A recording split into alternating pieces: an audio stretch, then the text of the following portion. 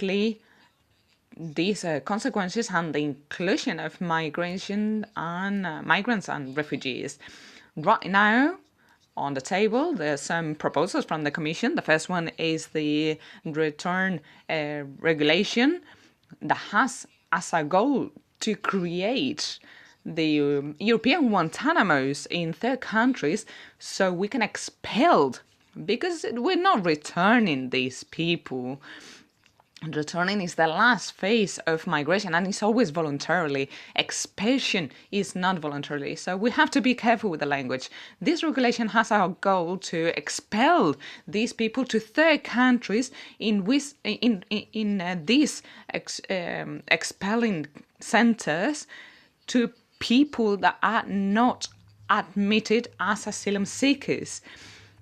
Moreover, we also have the reflection on the directives, the facilitation directives regarding the arrival of migrants, and we are challenging the clauses on human rights and the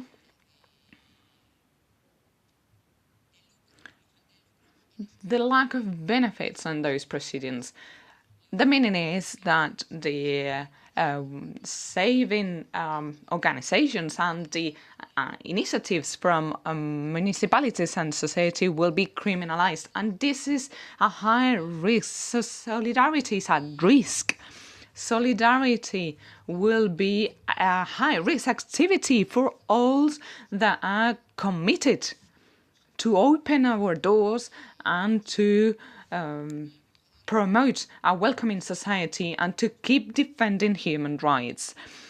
And to talk about all these, we have to see how these affect directly to the municipalities that are in the midst of the welcoming refugees. In the case of Spain, the most powerful key that we had was the registering of these citizens. That was the key for all municipalities to facilitate the basic rights to migrants, regardless of their regularization or not. Those people had access to education, to health, and to all public services in all municipalities. However, right now, we're seeing that many municipalities governed by the Popular Party and the far right to avoid the registering of these people. They're avoiding the basic rights to these people, and that's at risk. And we are putting solidarity at risk. So let's listen to the panelists now so we can keep promoting the dignity, the good values, and the welcoming of different populations and the human rights. I will give the floor to Amado Carballo Quintero, Vice President of the Provincial Government of El Hierro in the Canary Islands, an island that is suffering from huge migration pressure, and they are convicted and committed to the welcoming of migrants and to minors coming to the island every day. We also have with us Elvedin Sadik, Mayor of Bihać from Bosnia, and he will be talking about his own experience. We have Rutger Groot, Deputy Mayor of Amsterdam, a city that has always been a role model of welcoming and a progressist city, although I know now it's not all pink and everything is changing, but we had the idea of Amsterdam. And Matilda Madrid, Deputy Mayor of Bologna in Italy. All of them people very committed to migration and migrants. We will start with Amado Carvalho, and you have 5 minutes roughly, so we can have time for the next panelist. Thank you very much, everyone.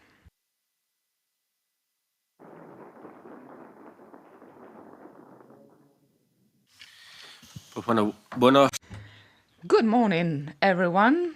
It is an honor for me to be here with you today so we can share the experience from my land.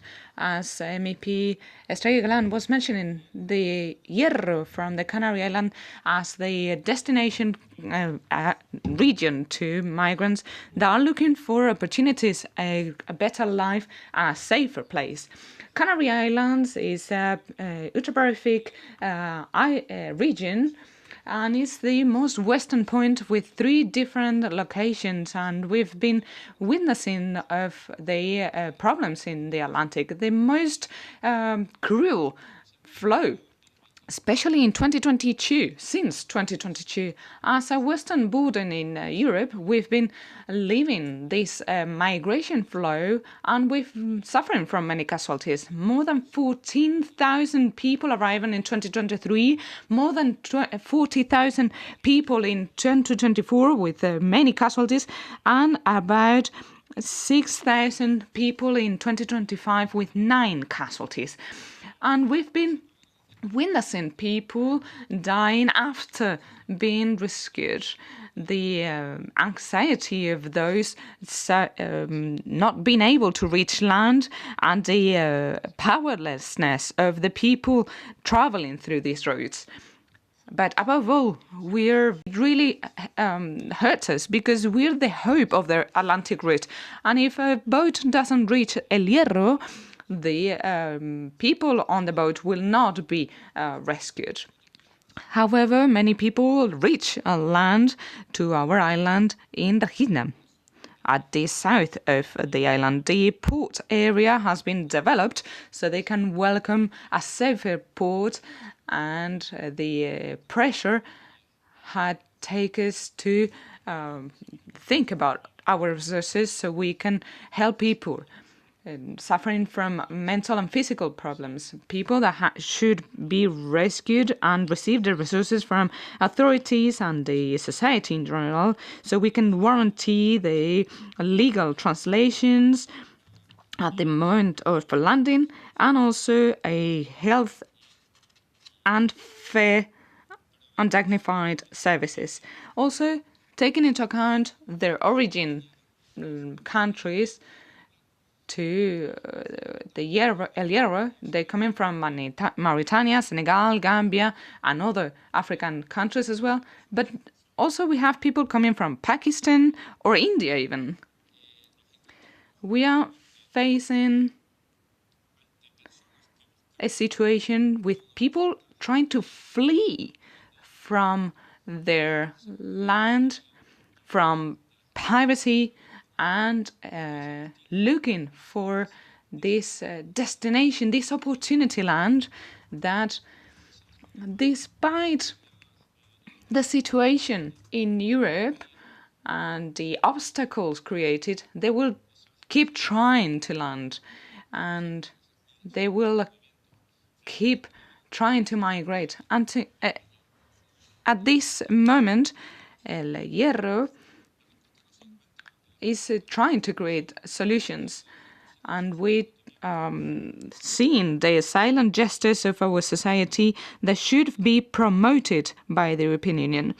And the population of the island understand completely the migration, because we are a migration population.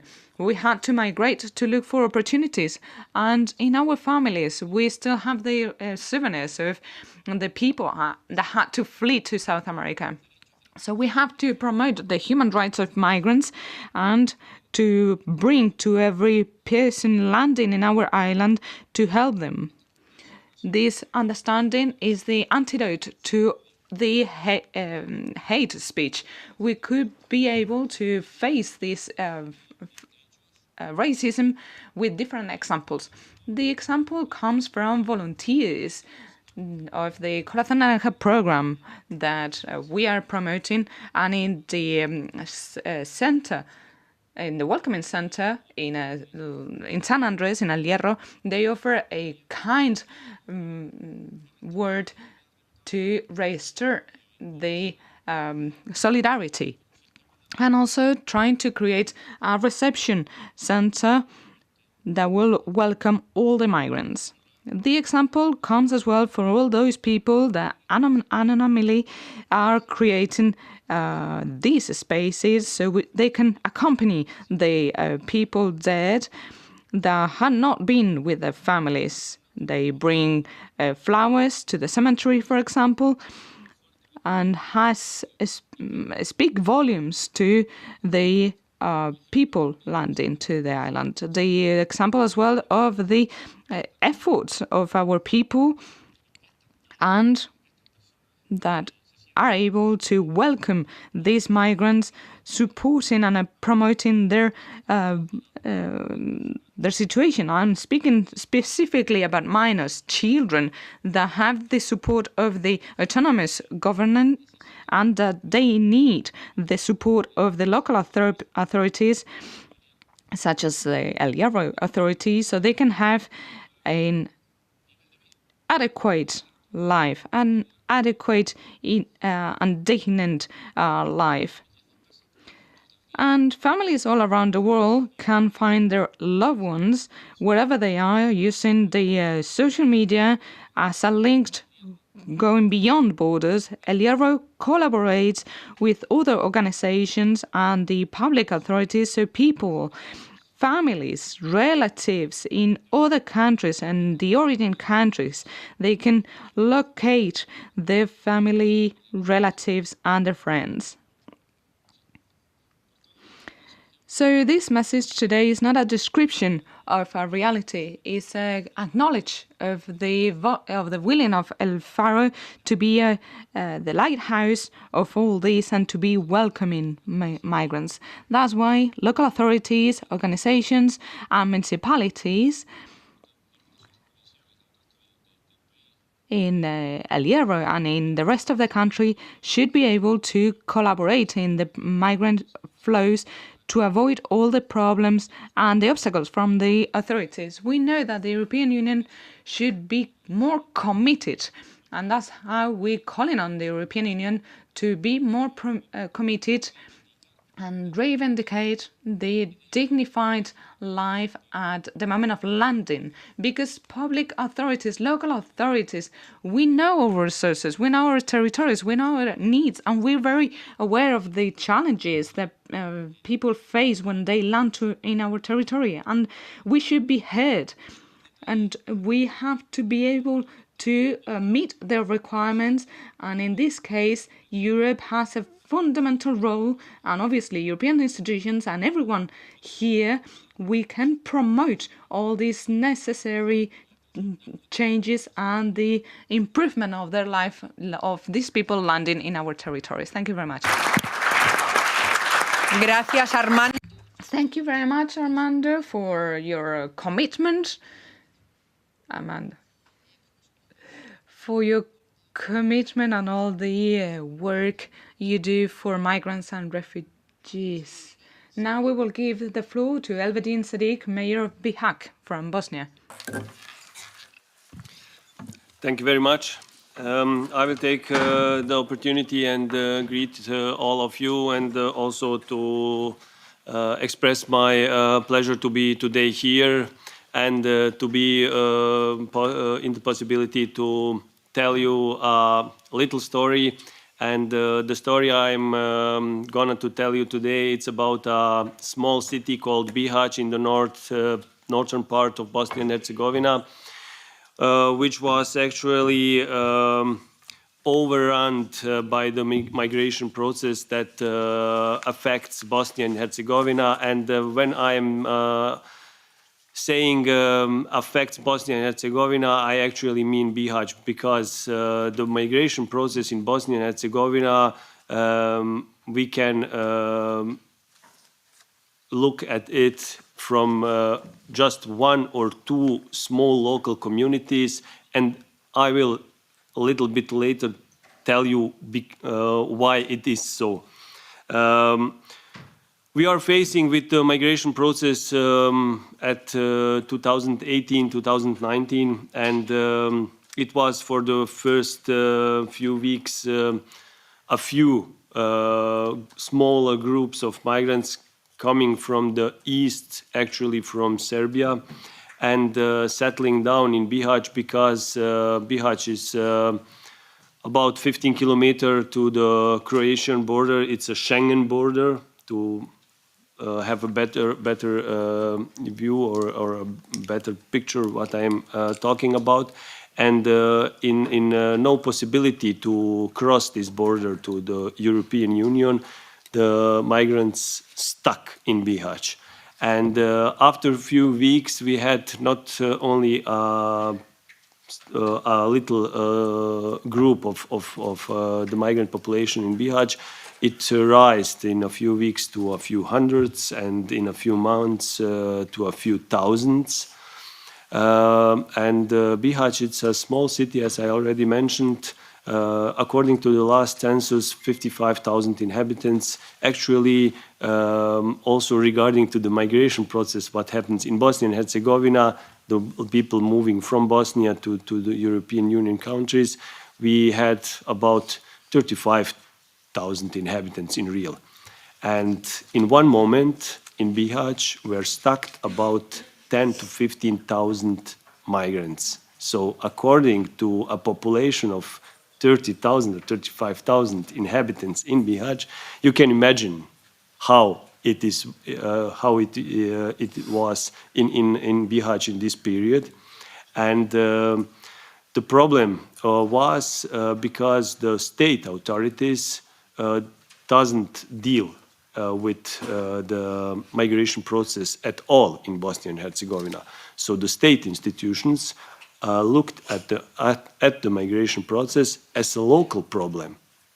And mostly all of you, or most of you, are coming from local communities and very well known what are the jurisdiction of local communities. We are not dealing with migration processes, especially not with migrations as a global issue. We are dealing with infrastructural problems, with communal problems, and had really a very small budget to cover them. So you can imagine how it was for us, not only to receive all these migrants, but also to give them accommodation, to prepare food for them, and for 10,000 of them, or at least for a few thousand of them every day, it was a very, very huge challenge for the city of Bihać at all, also for our community, and at the end for our budget. In the very beginning of the migration process, we had help from the Red Cross, from the local organization of the Red Cross of Bihać, and from several NGOs. After the IOM was integrated in this whole process, and when I am talking about this, still the state institutions were not part of this process. So for the first 2 or 3 years, nobody from the state level actually are dealing with the migration process in Bosnia and Herzegovina. It was, as I already mentioned, a local problem of the city of Bihać and other city in the northern part of Bosnia and Herzegovina. It's called Velika Kladuša. These two local communities are dealing with, let's say, about 30, 35, 40,000 migrants per year. And at the end, it was very exhausting, and we are seeking for help, not only from the NGOs, but also from our own state, because we realized very soon that the state we are not dealing with the migration process and organizing them. They are reacting to the migration process, and that was pretty bad from our view, from the local community, because you cannot just only react to a problem when it is there. You have to be prepared to act before it. And I think, nevertheless, that the situation, meanwhile, is much better we had an organized camp for reception and accommodation of the migrant population a few kilometers away from Bihać. There is a possibility for receive and accommodation about 1,500 migrants. But nevertheless, the state institutions still have no strategy how to deal with the migration process in Bosnia and Herzegovina. And if the numbers are these days, or let's say these last year, much less than in the years before, but we are still facing fear that the numbers can increase. On the one side from new incomers from the east part, and of course in the readmission process from the EU, which is also something that's not really clear in the state strategy, how to deal with these new incomers from the east part, also from the western part, from the readmission process. And of course, it is very hypocritical from the EU imposing decisions on the EU level and then asking a local community, which is not part of the EU, to deal with a global process, with a global issue. We cannot deal with at our own.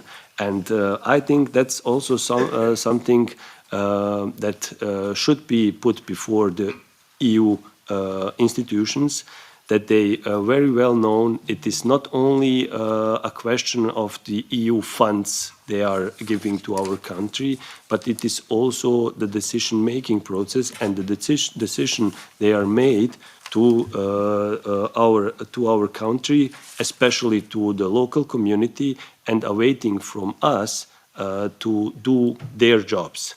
So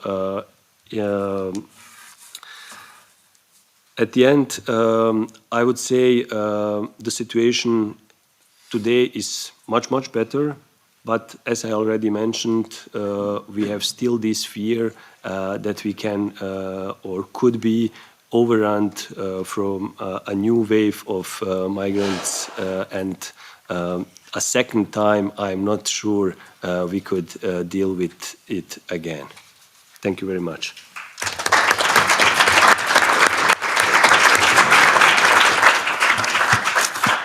Thank you.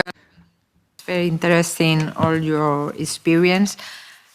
Now we are going to hear to Roger Groot. Sorry. No. No problem at all. It's quite hard for non-Dutch citizens to pronounce my name right. My name is Rutger Grootwassink, Deputy Mayor from Amsterdam. I'm very happy to be here. And I think that Amsterdam is a city that is built on migration. So in Amsterdam, we have the approach for quite some years now that all people who are coming to Amsterdam, if they're undocumented, if they're asylum seekers, doesn't really matter, you are from Amsterdam. And I think that also Leoluca Orlando said it in Palermo. This is also the Amsterdam approach. So what we have done is that we try to make people, as soon as we know them, part of our society. And we do that by participation programs, but also health programs. For example, for undocumented, which is a group that hasn't been mentioned that much today. Food programs, health programs, security programs, but also psychological, social help, for example, for asylum seekers. And what we specifically do is that we try to integrate people as soon as they're here. There has been some juridical changes in the Dutch system that asylum seekers are able to work when they are half a year in the Netherlands. And what we have done is that we made a program to see if people can work. It's not that we see people as an economic asset, but we see that labor market access is the best way for people to integrate. And also, it's also a means to change the discussion on migration. Because we are an aging population in the Netherlands, and we're going to need migrants. We're going to need them. We can't do without them. So if you help people to access to a labor market, this is something that works quite well. I have to say that I'm quite proud of what we have done in Amsterdam, which is not only in Amsterdam. We have a strong cooperation, for example, with cities as Utrecht. I think Jan Braat is later going to tell something about that, and other Dutch cities and also some European cities. We are in strong cooperation with all kinds of NGOs which support, for example, asylum seekers with the Dutch language courses, and there's a strong social network that helps us do these policies. But of course we face challenges, and the biggest challenge is the national government. We have at this moment, I'm not sure if it's right. No, it's not extreme right, but very right-wing government. And I think that what we see is that the policies within not only the Netherlands, but also in other countries with all kinds of populist movements who are quite xenophobic, what we see is that there are a lot of budget cuts and there are a lot of restrictions on migrants. And I think that's penny wise and pound foolish. Because if you want people to be part of society, you have to invest in them. And this is also a challenge for the city of Amsterdam, because we have to find our own budgets, and we're not getting state-funded to do these practices that we know that are helping people a lot.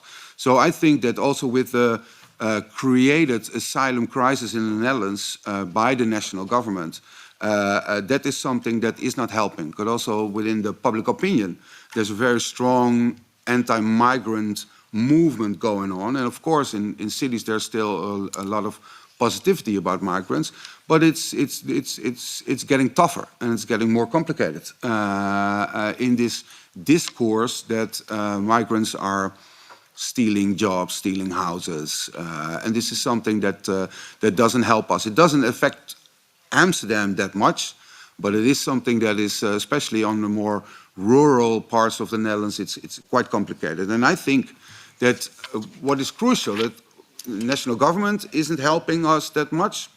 Now we have the Migration Pact.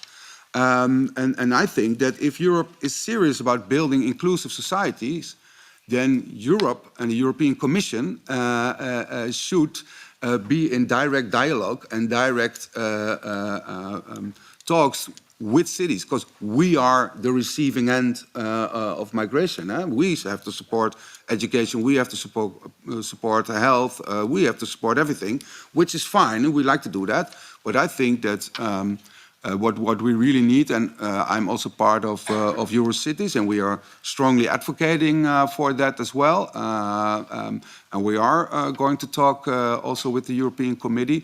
But I think that we as cities need direct access to funding. And I know the multi-annual financial framework isn't helping that much, because it's more based on regions and not that much on cities. And if we are truly looking for a way forward in an aging continent, then we have to find a new approach about migration. And I think that cities have all the lessons, and that's why it's very important to share all the experiences. And of course, there's a lot of differences. What you are facing is completely different than what we are facing. But I think that we can, if we make a coalition of strong cities and strong demands, and of course we're going to talk about it later today, then we should be able to support migrants and to make them part of our society as soon as possible. Because that, in my point of view, is crucial. And I have some concerns about the Migration Pact. I think that, for example, the number of undocumented will rise. And you see also that it's going to be punishable by law to be undocumented. I don't know what it means. I don't know what it means for our civil servants.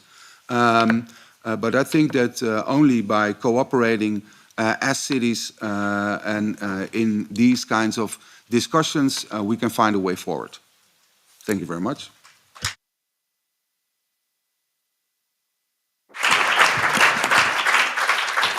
Thank you, Roger. Oh, it's okay.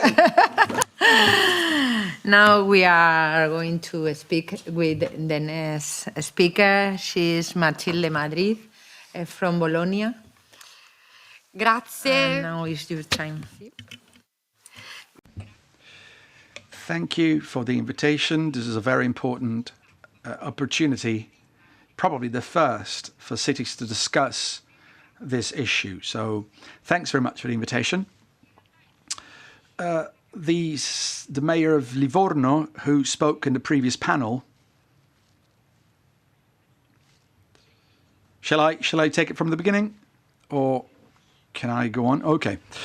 Well, actually, the mayor of Livorno, who took the floor during the previous panel, has already explained what is the main pillar, which is the SAI system, which basically takes up 90% of hosting capabilities of Bologna. Bologna is a 1 million people city, and it's 45 municipalities out of 52 have adopted this system to welcome people. And let's say that this system in Italy allows to truly integrate people, given certain conditions.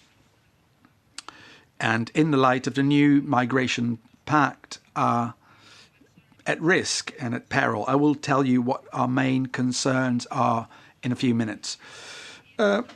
Clearly, as it was mentioned by Mayor Orlando, so the first arrival centers have stripped people with the possibility of enjoying a number of services which were available before, like psychological, legal assistance, social assistance, Italian language courses,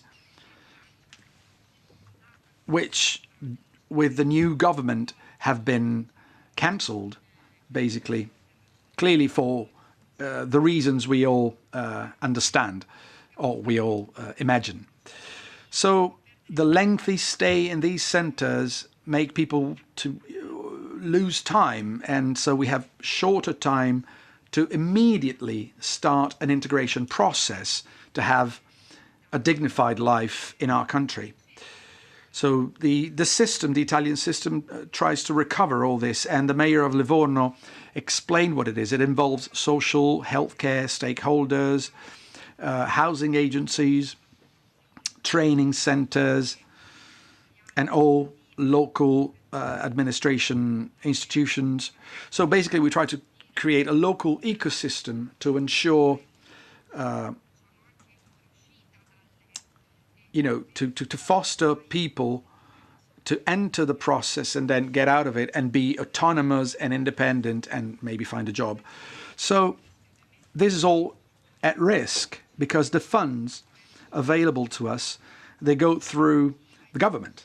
So it's the government that allocates them. And so they're not suitable. I mean, the means we receive are not suitable to tackle the issue. And the funds are inadequate also in terms of per capita cost per migrant per day. And this has an effect on the cost of labor of the people who work in this sector. And this causes the whole system to be always, sort of putting out fires. And only municipalities can, remedy them. So what is really concerning for us vis-a-vis the new Migration and Asylum Pact is the fact that it doesn't abolish, the Dublin-provided competent state rule. So it's a new breach of, the free circulation of people. So there's a denial of choosing the country where you seek asylum. And this is about the secondary movement and the returns to the first entry country. So this is, again, a violation that is perpetrated by this system. And this has a huge impact on countries like mine, where there's first arrivals. So if the new pact introduces this principle of solidarity in brackets, solidarity between countries and not towards migrant, well, we don't believe this mechanism can somehow help the situations in our cities which are held to organizing the welcoming without any chance of making any programs or programming. And this is concern. And Dublin transfers, they happen most of the time in breach of Dublin itself, because the people who are forced by law enforcement agencies to cross the border and go back to the country of first arrival, they come back undocumented by definition. And the European funds that we use in order to support this, according to Dublin, they do not cover people who are not regular, who do not have documents. So it's the municipalities once again that have to bear the brunt of all this. I could go on for hours. Unfortunately, I don't have the time to do it. So let me close with one issue. Since we opened with Gaza and the genocide, Italy is welcoming 900 to 1,000 Palestinians from the Gaza Strip. There's a medevac mission to provide people with healthcare assistance, and they're brought into Italian hospitals. The second, which is invisible at government level, is families being reunited. So we have 160 Palestinians who have come to the city of Bologna, half of them through medevac, and half of them because they wanted to reunite with their families. And these people are welcomed as ordinary system of people who come from third countries. So this is unacceptable because there's a genocide going on. So there must be some derogation to a system which is designed for ordinary arrivals, people coming from through the Mediterranean route, through Albania, all the routes that are most common for which we are prepared. So the moment there's such an exceptional and disruptive event like the genocide in Gaza, so we must have some exceptional circumstances, because now the situation that we have to choose between Palestinians and people from other countries, and every additional people that comes here, we are forced to choosing. And this is not human. This is not humane. And this is a huge responsibility for us. So the current system, the current rules for the allocation of funds is what it is. And given the extraordinary nature of the situation in Gaza, we must be able to derogate on the current system. Thank you.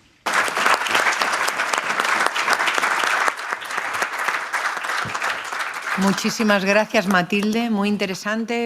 Thank you very much, Matilde. This very last part was quite interesting when you were talking about the welcoming program for Palestinian population. We don't have it in each country, so it's quite useful because, for example, in Spain, we have tried to foster a program like that, and the response is that the Israeli authorities do not allow people to go out. So we will try to get in contact with you so to see how you are doing that.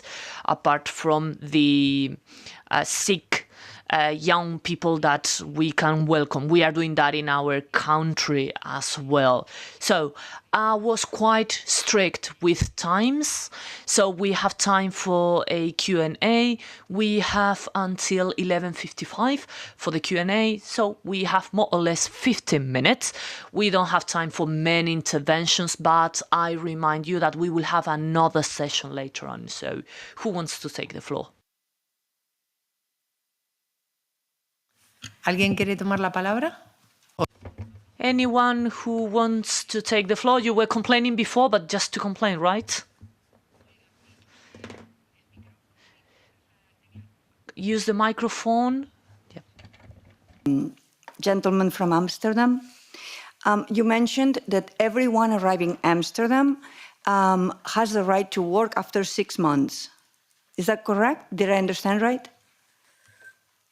No, undocumented don't have the right to work. They work illegally. But asylum seekers in the Netherlands, they had to wait for like 2 or 3 years before they had a permit, and they could work a little bit. But now, because of NGOs had some court cases, if you're an asylum seeker, you can work after half a year. Okay. And as a city, we invested a lot of money to make sure that a lot of people can work, because what else are they going to do? And a lot of people are very happy with working and also being part of society.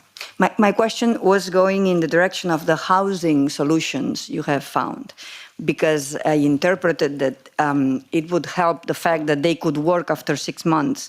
But it's still, I ask you the same question. I mean, how have you solved the housing problems?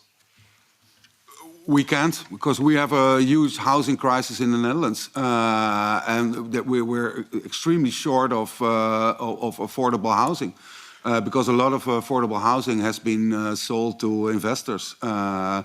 We have a program in Amsterdam that from the social housing from corporations that comes free. A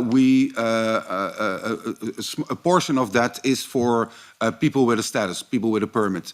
But in general, housing is the most, we're completely screwed.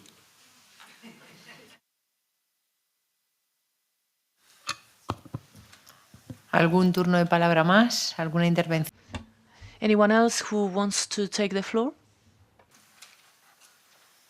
Por favor. Go ahead, please. Presentaros al interventor. Can you introduce yourselves when you take the floor so we know more or less who you are? Good morning. I'm Sonia Martinez and I come from Spain. And I come from the civil field. In each session, you are talking about the link between foreign people and the municipalities through a register. And I think it can be different from one city to another. And Olga talked already about difficulties in the access. And my question is, how can we link through what will be implemented in different state plans? How can we link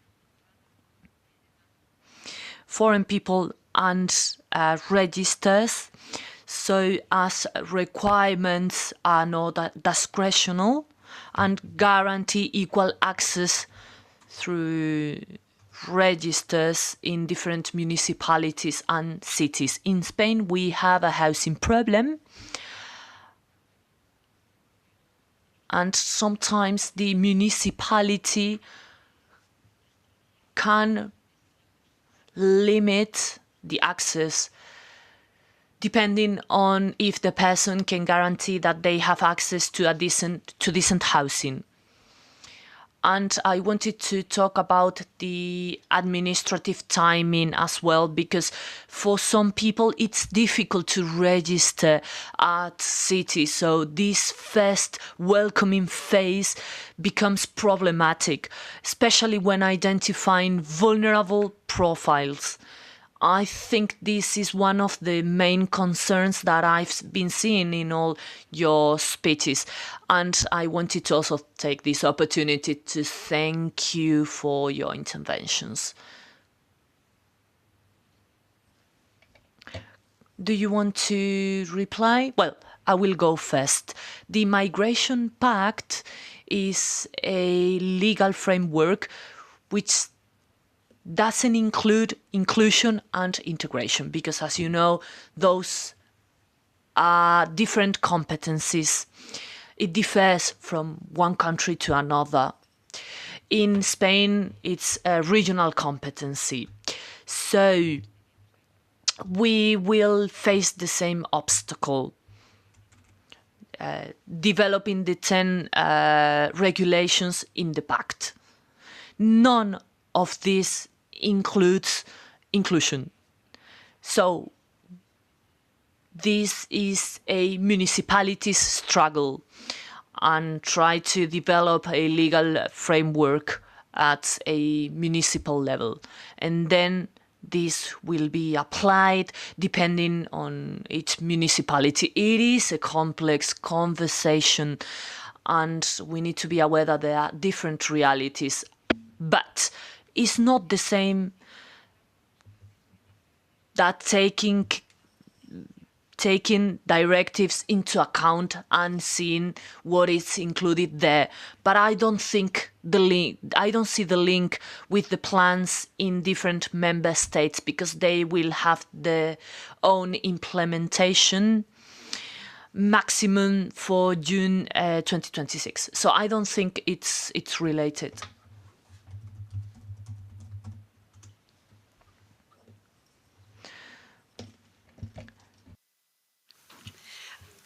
Thank you very much. My name is Patuni Teichmann. I work for an NGO in Berlin. My question is to the Italian MP. First of all, thank you so much for this initiative regarding the Palestinians. And I think other European countries should learn from you. But the question is, how do you do this? I mean, what is the mechanism? Is Italy waiting for those people to come through all these dangerous ways and then accept them? Or you have some ways like the ones for Ukrainians, that we send ships and, I don't know, buses and so on, and pick them up from there? I think this would be interesting. Thank you. Allora, how do things work in Italy? Palestinian people from Gaza arrive through basically two channels. First channel, it is called medical evacuation. So basically it is a sanitary corridor that is managed by the presidency of the council. So the Minister for Defense and for Health are involved. So it is a quite complex group. Now, I don't know exactly how people are, let's say, selected in Gaza, because, of course, the number of people that leave Gaza is not the totality of people that would need to leave. Of course, people who arrived in Bologna are people who had diseases or who are more fragile, and they were already fragile before the war, especially young people, not necessarily people who have been victims of the bombings or the war in general. And we have minors that get to us, and they're accompanied by one or two adult persons. We have ties between Italian authorities and foreign authorities, and it is Israel that puts the final stamp on the document for them to leave.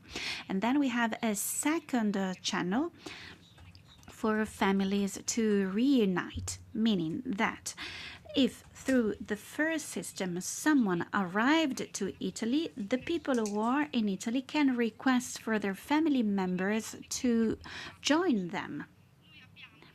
The procedure is very complex. At our municipality for international protection, we have a very robust, very solid department. We have lawyers, specialists, we have ties with consulates, embassies, and so on and so forth. And we are putting together quite a deep experience. We have been doing so for a year already. So if we have people living in Gaza, let me be blunt, have the tools to interact with consulates or embassies, then they have an advantage. It's not the case for everyone. So we are speaking about people who already have a network of relationships, because maybe they know people that work in an embassy or in a consulate. I don't know whether we can say that we have different categories, but I'm not sure we are reaching out to the last on the list. There is a sort of a self-selection that is already operated in Gaza. Much depends also on what the family of the person had previously done. So there is this possibility to request for family members to join the person who is already in Italy. And then our International Protection Service gets activated. Sometimes it takes 6 months, up to a year. It has also happened that it took a year for us to have family members come to Italy. At some point, you know what happened? We had a family of 12 members that arrived to Italy. We had received an authorization for 14 people, but two of these people, two children, died while they were queuing to get food. Sometimes we have to say that authorizations take time. They are quite long, and sometimes it's not really based on objective criteria. Sometimes the father can go and the 18-year-old daughter cannot go. And there are letters going back and forth to ambassadors, coming from ambassadors.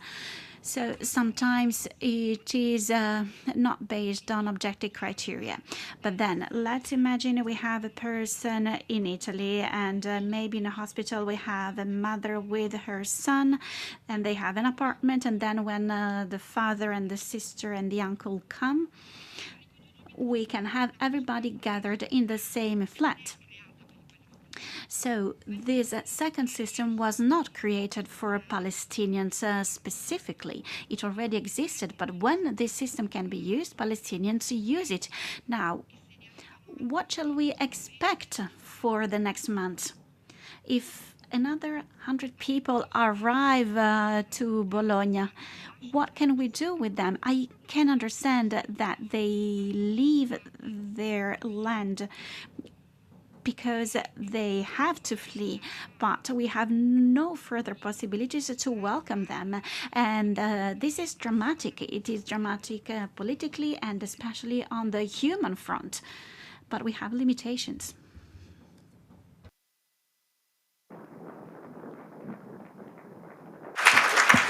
Muchas gracias, Matilde.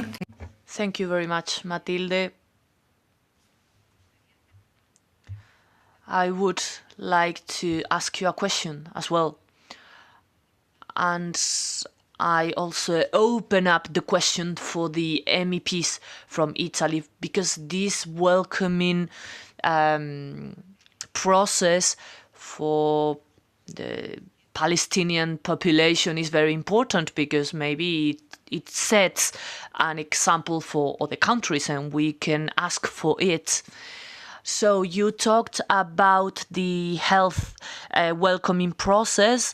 This is something that is being done in Spain as well, but as per the family reunification, we are still asking for a new process, because there are many refugees with a status, official status. They went back to Palestine, and now they are there in this genocidal situation, and we are not able to bring them back. When you say that they need to at least have a network of contacts when they have to go to a consulate or an embassy, I guess you mean that they have to go to another place. They have to exit Gaza. And they say that the only way to do this is to bribe officials in the borders. We know of people who have to actually ask for loans or a mortgage as to be able to leave Gaza. That's the only way we know of. Do you know of another one? Because you said that they have to go to an embassy or a consulate outside of the territory.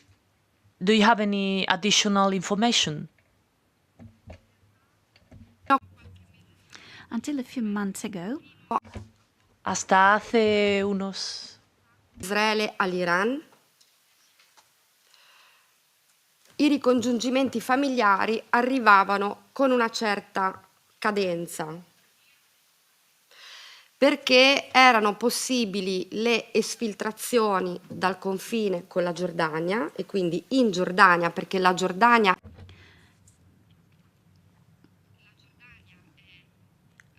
see, translation is on.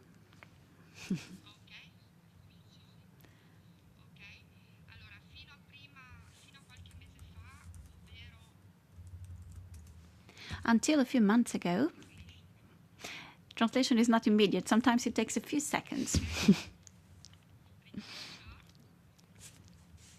Everything is fine. Until a few months ago, we had a certain frequencies for family members to join the people who were already in another country. I think it was on Tuesdays that they had exfiltrations with the West Bank. And the door was open for a few hours, whereas people had been queuing for maybe 2 days. Corruption is, of course, one of the options, and it is quite likely, but I'm not personally aware of corruption instances, concrete corruption instances. I'm speaking about the moment when Israel attacked Iran.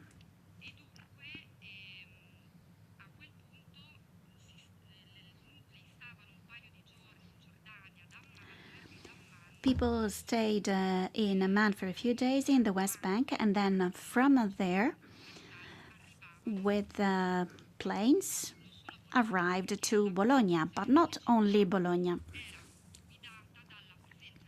The attribution to a city or another city depended on the kind of disease that had to be cured. So sometimes, depending on the specific disease of the person was sent to a hospital that was specialized in curing that disease.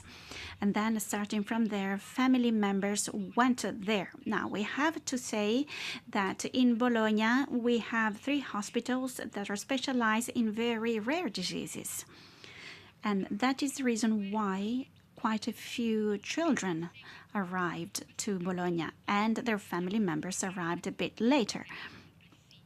That is why we have this complex mix between arrivals through the sanitary channel and through the family channel.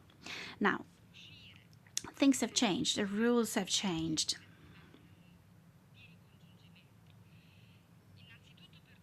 First of all, for a month and a half, nobody could leave the territory. So we lost sight of tens of people we had been exchanging information with, trying to put together the necessary documents. Now, our contacts are picking up again. In 3 months, in the past 3 months, we had 1 arrival through the sanitary corridor and 1 person, a father, joining his kid. Things have changed, rules have changed, and today's situation is very different from the past. I don't know, but I cannot rule out the possibility of people selling houses to be able to leave the territory. In Bologna, our welcoming structures are doing basically nothing. As I told you, we welcomed a dad last week, and that is it. And we also welcomed another person who had to go to hospital. Thank you very much. Very interesting experience. And I'm afraid we have to wrap up this panel. I think it's been very interesting. And I'll give the floor now to the next panelist. For the next panel, there will be on where we will be talking about the pact.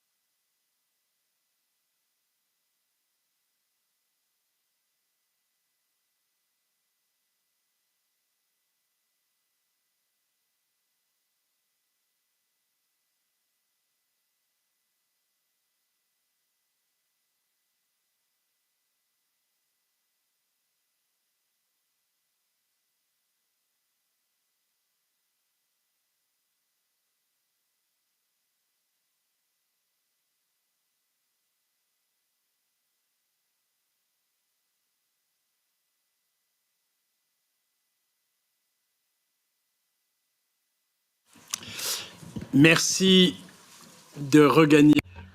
Well, thank you. I would be grateful if you could all go back to your seats so that we can continue with this second panel. And I apologize for my delay. I was stuck in Paris. So we're going to deal now with the importance of municipalities in co-creating migration policies. So the real theme is the central role that municipalities play in implementing the pact and with contributions at different levels. My name is Damien Carême.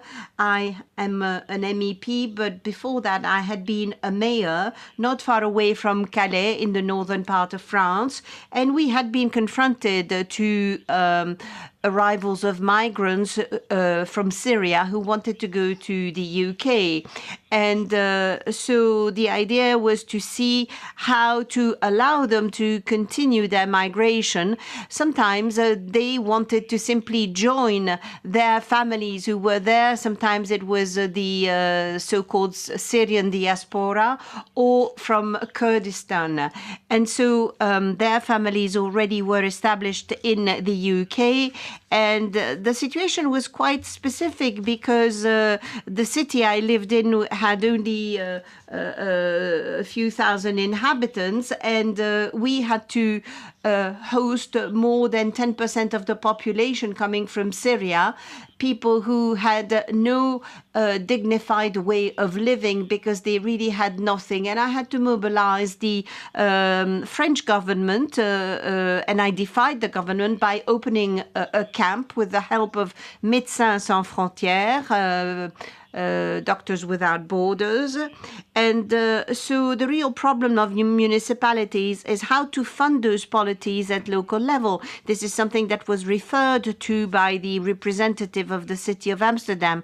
We had to spend 4 million euros to build that camp, and it was not normal for the municipality or the local authority to have to spend that amount of money because this was not part of their jurisdiction. But we received no help from the French government, and it was Médecins Sans Frontières who gave us 2.5 million euros, and the rest came from us. I learned a lot from that situation, and this went on for several years, and we realized, as it was said during the exchange that took place, that the municipalities really play an important role in receiving these migrants, because it's municipalities who make it possible to have this encounter between the people who are arriving and those who are local people who have to host them.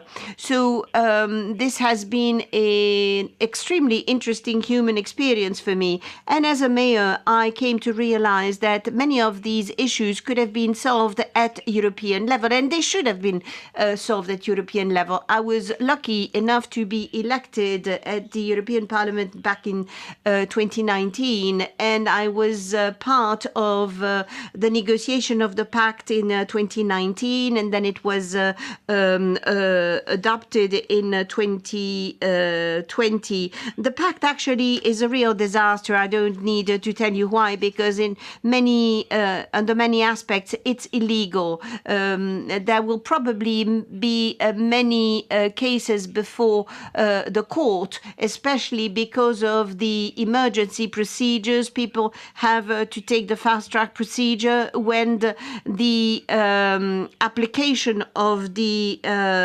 asylum seeker has a 20% decrease of his chances of being even considered. And we know that this has nothing to do with the nationality of origin of the migrant, but that's the way the pact has been adopted. And this was in an attempt to curtail the efforts of the extreme right. And it is not by using the same methods as the extreme right that we will stop them. It is by living together and doing what we've done in our municipalities and to try to have a humane attitude and to explain to the population. And the extreme right has not had a better score at the elections in my municipality. So this goes to show that it is possible to change things around. Now, allow me to get back to one element which I heard earlier in the previous panel, to talk about migration in relationship with the decrease of population in certain European countries and the need for foreign labor to step in. I must say that this sort of vision, which is a utilitarian vision, it's a problem for me because it takes away something of the humanity that we need to have. And that's the problem with the Migration Pact. The word humanity doesn't appear anywhere. Solidarity amongst Europeans doesn't exist. And it's a different concept than the one that we use as welcoming cities. So the words that we use, the concepts that we use in our discourse is important. Let's always keep in mind the need to be solidaire and humane. Nobody's going to leave their country behind and leave everything behind out of pleasure. Now, they had to overcome so many perils, and had they had a choice, they would have stayed home in their own environment, with their own relatives, in their own culture. So it is important for cities to be heard. They have not been heard by this European Parliament. People here have no idea about what the local situations are like. They're simply suggesting some text to be voted on. And I'm one of those who has been insisting for municipalities to be involved in co-creation, in co-creating migration policies. We've voted and fought for the AMIF fund, which is part of the European funds, so that they can be allocated directly to local authorities. It's only 5% of the global budget. It's not much, but at least it would not have to go through the member states, which is a good thing, because otherwise the welcoming and hosting communities would never see a dime out of those funds. I'm really pleased to have Cecilia next to me to moderate this roundtable, and I believe this is going to be a quite interesting debate. Please, Cecilia, you have the floor. Merci beaucoup, Damien, pour l'introduction. Good morning. Cecilia Strada. I'm a member of the European Parliament, as you may suspect. And before joining the Parliament, this is my first mandate. Before joining the Parliament, I was an aid worker all my life. I was working in war-torn countries and low resources countries first, and then I moved to the migratory flow issue. I was working in the search and rescue in the Mediterranean Sea, and now I'm here in the Parliament trying to use this huge privilege of being here to carry on the same work as I did before, so protection of fundamental human rights. And I had the opportunity in this year to travel a lot, thanks European Parliament. So I was visiting Calais, of course, and I was visiting El Hierro, and I had the chance to say before to Ms. Carvalho Quintero that this was strange. It was an official mission by the Libe Committee of the Parliament. So I was along with many MEPs from different groups, right and far right groups, and everyone they would try to insist with the representative of the municipalities. The questions were like, so tell us how the burden of migration affected your communities. Tell us that how your communities are destroyed by the migratory flows. The municipality of El Hierro thinks differently. So as I said before, and the reply were like, we think migration is a resource. We think migration, it's our approach to migration should be fair. We are a population of migrants. We know what it looks like to be a migrant, and the humanity, exactly the humanity in their words was really a lesson for all the delegation. And I visited Kos just last week, where a lot of violation of fundamental rights are going on in the reception center and in the pre-removal center. I visited, what else? I visited the Center for Returns by my government, by the Italian government in Albania. And last time I was in Albania, there was this young boy waiting to be returned to his country in Northern Africa. And he told us, do you see that everyone talks about the violence of the stream, of the river, but no one is ever watching the violence of the riverbed, but it's the riverbed that is hemming the river. So why? All of you, you are watching the violence of the river and no one is watching the violence of the riverbed. And after I got back home, I realized this is a quotation from Bertolt Brecht, delivered to me by a young guy waiting to be returned to his country. We are the violence of the riverbed. The system is the violence of the riverbed. Our system, our political choices, the system that puts the municipality of Bologna in the situation that Matilde was describing before.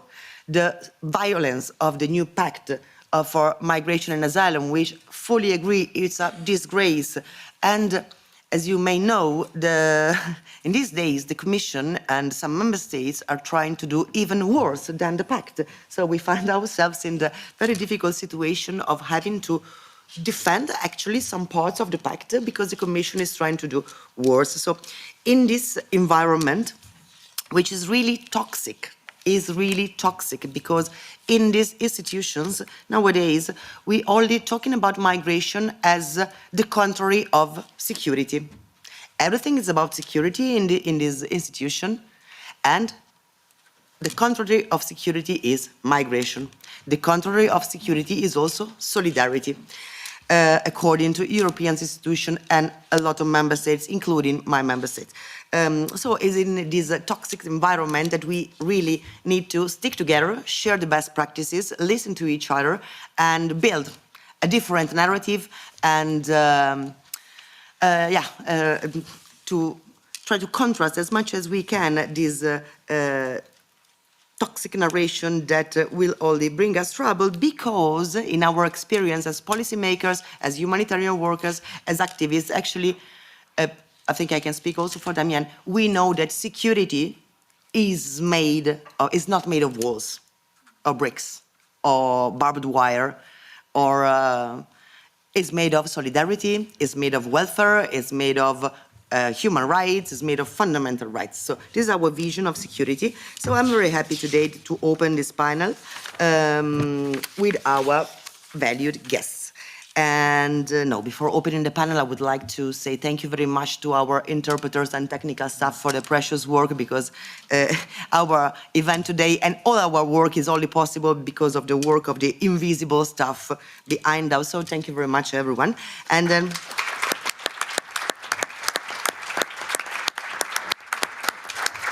they deserve it. And also, let me tell you that EU staff is undergoing here and then some difficulties because of their protest for Gaza.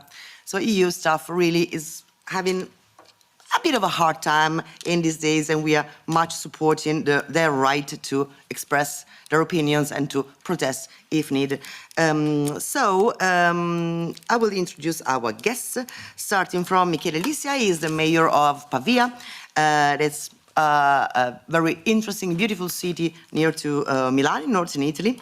Then we have Janne Grote, a policy officer in Berlin Senate Department for Labor, Social Services, Gender Equality, Integration, Diversity, and Anti-Discrimination in the Unit Refugee and Migration Policies. And Mr. Grote will take part in the panel discussion on behalf of Max Landero, Berlin Secretary of State for Integration, Diversity, and Anti-Discrimination, who unfortunately had to cancel the trip due to the problems in the airport of Berlin and Brussels following the recent informatic attack. Joining us from the Netherlands, we have Jan Braat, Senior Policy Advisor on Migration and Inclusion at the City of Utrecht, and last but not least, Mrs. Katharina Bamberg, Head of the Migration Department at Eurocities in Brussels. So I will start with Michele Lissia. Thank you for joining us. Italy, as you may probably know, has been witnessing a toxic narrative about migration since at least 2017. And as I was saying, migration today is the contrary of security, and solidarity is on the same path. Mayor Lissia, how do you think we should conceive the security for our people and our communities? Is it right, the government, when they, or the European Commission, when the suggestion for security are like buy more weapons, build more walls, or maybe there is something else that we could do to bring real security to our communities? You have the floor for, I would say, 8-10 minutes. Okay. I will put you Which one? One is 10. Okay, sorry. Okay. Metto un piccolo timer così. Okay. Less than this. Okay. Anyway. Okay. First of all, thanks for inviting me. It's a true honor to me to represent Pavia, but not only Pavia today in this important moment in which we are trying to say something to build a more inclusive and, let's say, welcoming world, and especially, I would say, urban communities. I think when we speak about urban communities, urban securities, we must say something different beyond a narrow and exclusively repressive definition. Because during over the years, in the last campaign, electoral campaign, I've heard many times something like, okay, stop, no problem, thank you. Many times that the most important concept was security, urban security, to defend ourselves from I don't know who. And I think that a city is truly secure when its people are not afraid of each other, when they can count on each other, and when we try to build a sense of community.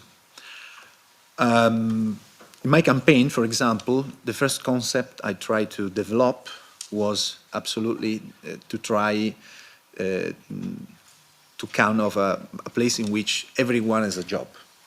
It's difficult because a municipality doesn't have the power to create jobs, at least easily. But anyway, we can try to create the condition in order to have more and better job. And Pavia is a city of 75,000 people, more or less. But we have also, in addition, 32,000 students. So we can count on more than 100,000 people. It's 30 kilometers far from Milan. So, you know, we are not suburbs because we exist before Milan anyway. And we have... Can you also underline it? Yes. And we have especially the most, one of the most ancient university in the world, the only university that was in the Lombardy for 500 years. So the University of Milan was created just copying Pavia as a sort of spin-off of Pavia, just to be clear that we are not the last in the world. Anyway, I have 5 examples of inclusive and solidarity-based policy in Pavia.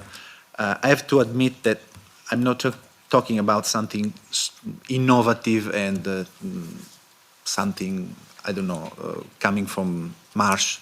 But anyway, we are trying to develop these policies in order to strengthen the concept of security based on social security. First of all, as a concrete example, we are going to create, we already financed it, a social service outpost in the central station of Pavia. Social service in cooperation with the local police. We opened this a dedicated support center at the station, where normally we have people socially vulnerable and that transit at the station or live there in bad condition. This space serves as a reference point for people that are at risk of marginalization. So we can offer them guidance, presence, instead of abandoned people that live there. I'm mayor since last year, since July 24. So in 1 year anyway, we had investments on social and affordable housing for 10 times more than the previous mayor, who was anyway far-right mayor, coming from Lega. Lega is a party in Italy, very, as you know, very collocated in far-right scenario.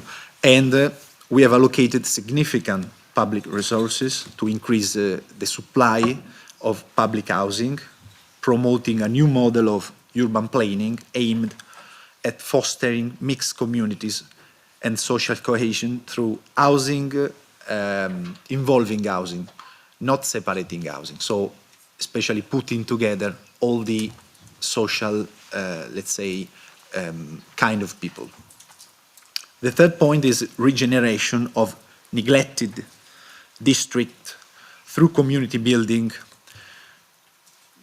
We have many historically disadvantaged neighborhoods, and often, I have to say, with high density of migrants. That's why the link between migrants and social like insecurity. Then we are working with local associations, cultural mediators, and social workers to create a human connection. We are trying to encourage dialogue between them, rebuild trust, and organizing just simple things like the festival of neighborhoods, in which every time I take part, I play guitar. I know it's just an example, stupid, but it's important that they feel the presence of institution there, because otherwise they feel absolutely alone. Then we closed a village that we call Villaggio San Francesco, which was a temporary shelter, but over the years it became a permanent space where unaccompanied minors, which are minors in Italy without their relatives. I'm their tutor. I have 100 migrants, I think, minors that depends on me. And we rebuild this space properly, and we try to allocate differently in real communities with educators, with social assistants, because anyway, everyone who comes in Italy or to Italy needs to have a path, a normal path of education and as social help. So this is another example in which we try to give dignity to people that actually sometimes they don't have dignity. Another policy was decentralizing culture and sport in the suburbs, because normally, especially in Italy, we have the cities built on a center, very nice, very cool, full of initiatives, full of events, and the peripheral part of the city, which is abandoned, which is neglected. And there are this sense of insecurity very strong. So we promoted Olympics with different ethnic communities, and anyway, also in this case I played football, I try. Unfortunately I had some injuries, but anyway, it was funny because if you want to create community, you need also to exploit the two most, let's say, powerful instruments. There are cultural event anyway, and sport. by these two instruments, you can create communities and you can create staying together people. Then the most important thing, I think this is the sixth one proposal of policy that we tried, fostering civic awareness and fighting fear, because we need to build a responsible place in which everyone feels part of the community. And sometimes they don't feel part of the community because they are not considered. They don't think they are useful. I want to say, I want to use this word useful because they don't feel part of the community.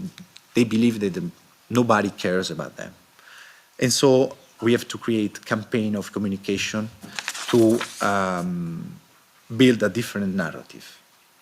And I want to say thanks to Leoluco Orlando because this morning I learned a new concept, very pregnant, which is what is invisible, it becomes dangerous or suspicious. So we have to fight in order to bring everything, especially rights, to be visible, to be part of our communities. So thanks very much. Our duty is especially to calm fears, to fight fake news, and to build bridges. So I hope that our work will give some results in the future. Thank you very much. Thank you.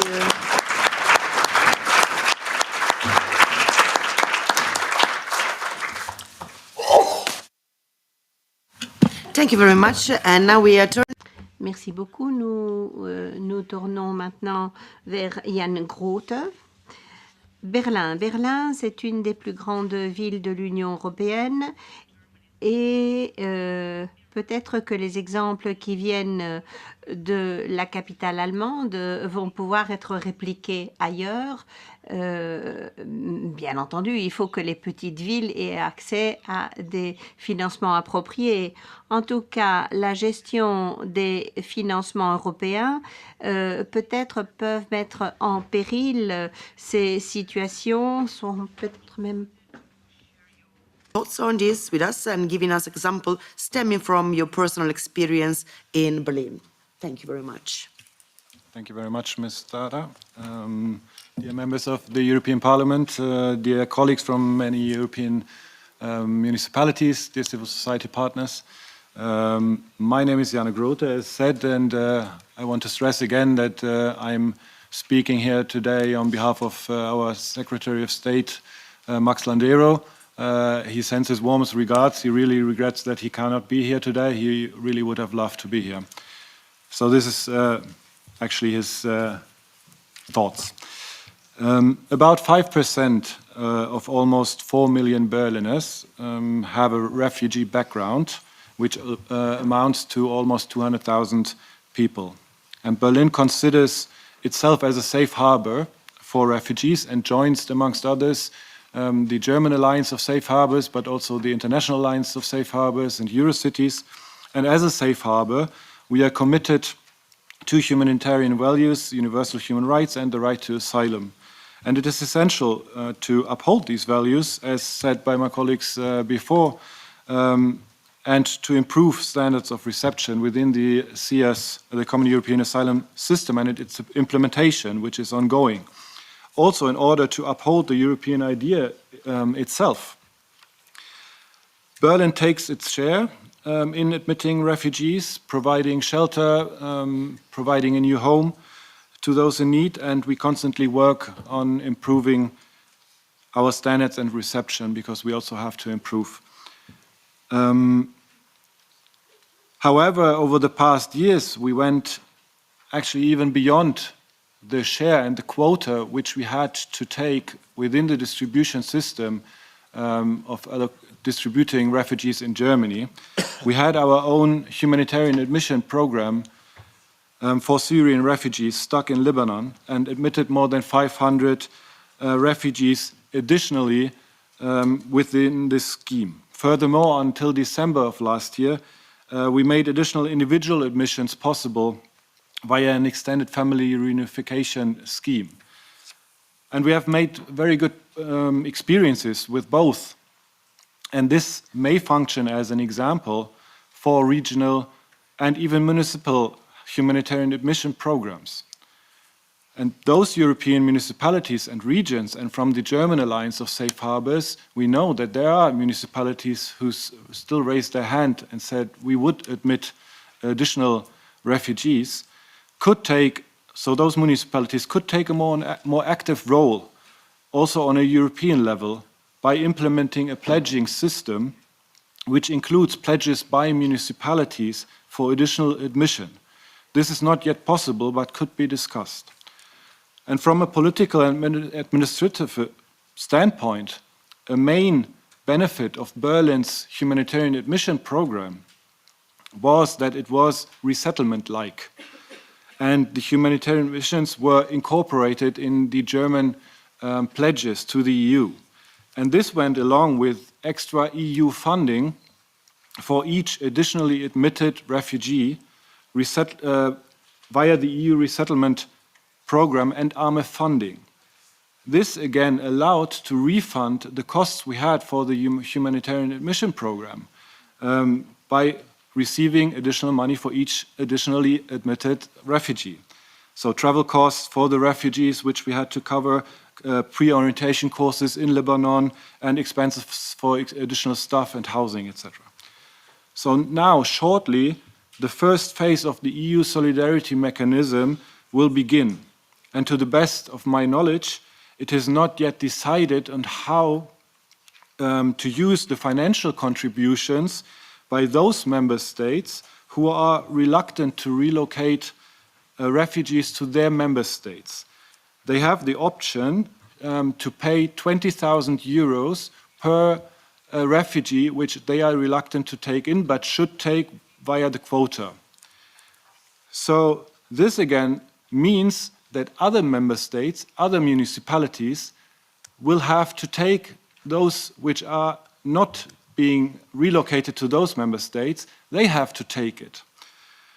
And it would be actually inexplicable if this money were not to go to those member states, and particularly to those municipalities, taking the extra share and responsibility to show solidarity and admit those refugees. That money would also be in very good hands, as we have seen and heard this morning, at local level. From the many good examples of welcoming refugees. Last but not least, I would like to stress that the EU relocation program for yearly 30,000 refugees could be used to build an existing, could be used to build on existing experiences with regard to matching systems piloted in several municipalities in Germany. We currently have two such matching programs in Germany. They are called Rematch and Match-In. Rematch takes into account the individual profiles and preferences of those seeking protection and matches them with cities, capacities and infrastructure conditions. The needs of local labor markets are also considered. And relocation within Rematch takes place with Ukrainian refugees in Poland who want to relocate to Germany.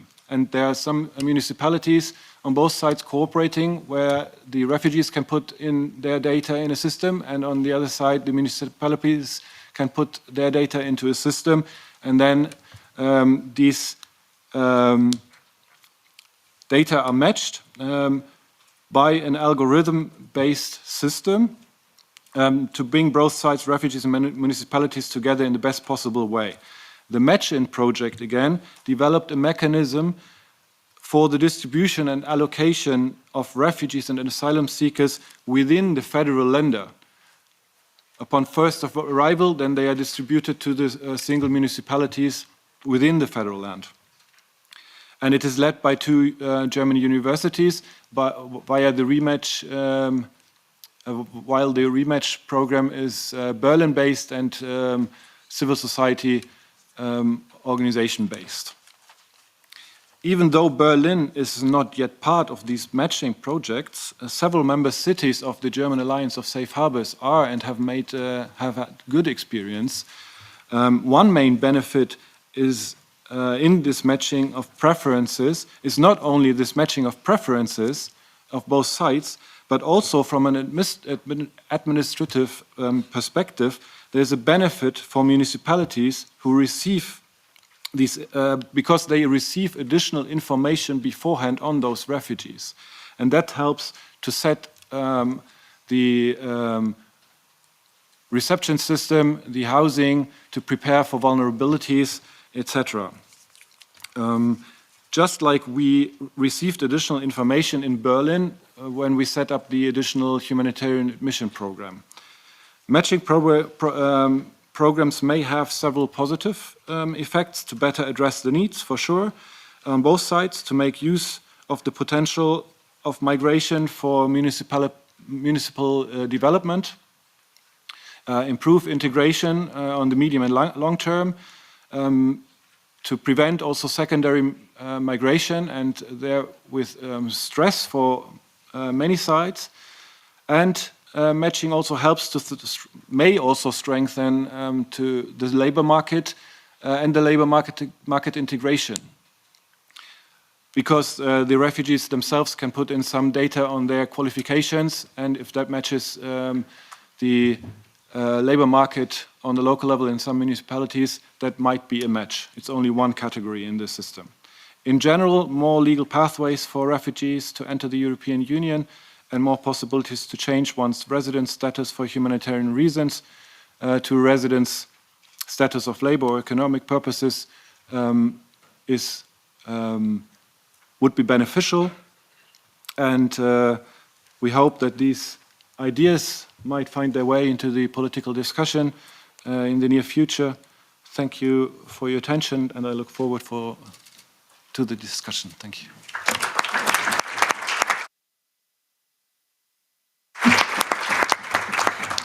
Thank you very much, Mr. Grote. Now we turn to Jan Bratt. And in 2016, the city of Utrecht started to implement a new approach to reception and solidarity. It's the so-called Einstein Plan.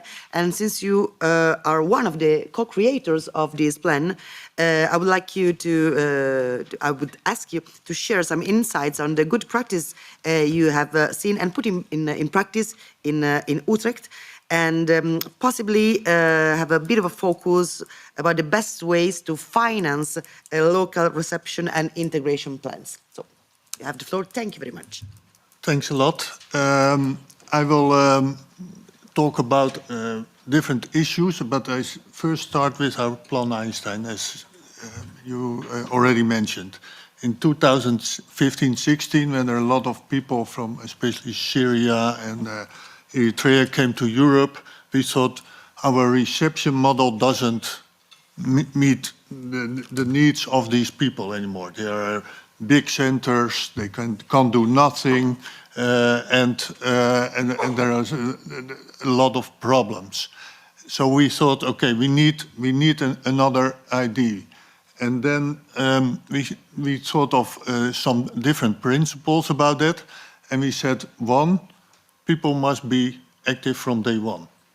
Not wait till they get a residence permit, active from day one. It can be all kinds of things on sport culture or meeting other people, eating together, but can also be on personal development like English, Dutch courses, entrepreneurship courses, ICT courses, all kinds of things. Second thing is the program must be inclusive, because many programs only focus on refugee or asylum seekers, on migrants, and not on the local population. And we think also the local population have needs. Also the local population want to develop themselves. Also the local population needs housing, especially youngsters. So what we did, if there is an asylum center or reception center in Utrecht, we always try to have also extra housing for young people from Utrecht or the neighborhood next to the center. So you can also say there is also something something for you in this program. And all the programs and all the activities are also open for the local people. So there is no polarization, oh, those refugees or migrants get everything and we get nothing. No, there is a gain for everyone. And so that is very, very important to stress. And also we want to stress that you don't know if someone is staying, if his asylum request will be positive or negative. So many of all the activities, people get a development, they develop themselves, and they can also use it in their country of origin for their future over there, if there is a future over there, or in the Netherlands, or somewhere else in Europe. So therefore, for example, English and not Dutch, because Dutch is no language worldwide. But also, for example, entrepreneurship, to make a business. And also we look at, for example, a program on women in business. Now, but you need the money. You already asked me, where do you get the money? Now, we were, in a way, lucky. We lobbied for direct innovative funding.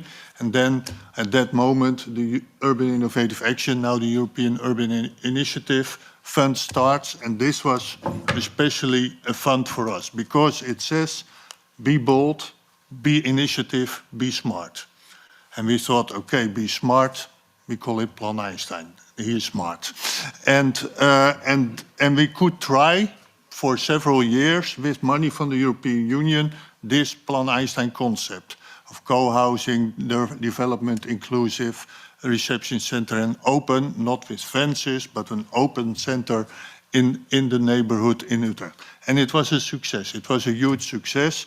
Everyone liked it, not only the people in the center, but also the people in the neighborhood. Oxford University monitored it, but also on the political level, at the local level. All the political parties, and we have, I don't know, 15 or something in the local council, all supported this, even the far-right party, because they see it was a gain for everyone. It was a gain for everyone. And not only a gain for everyone, that's, everyone is always a bit wary of a center, a reception center, of the safety thing. This center, Plan Einstein Center, it was done by research, has the lowest amount of incidents in the neighborhood because of the center. And the incidents that were smoking on the room. Yeah, then I think, okay, that's fine. And so it is possible, I think it's possible to have a depolarized, inclusive policy who is open for everyone. Now, many municipalities, cities, Netherlands, across Europe, visited our Plan Einstein concept to be inspired.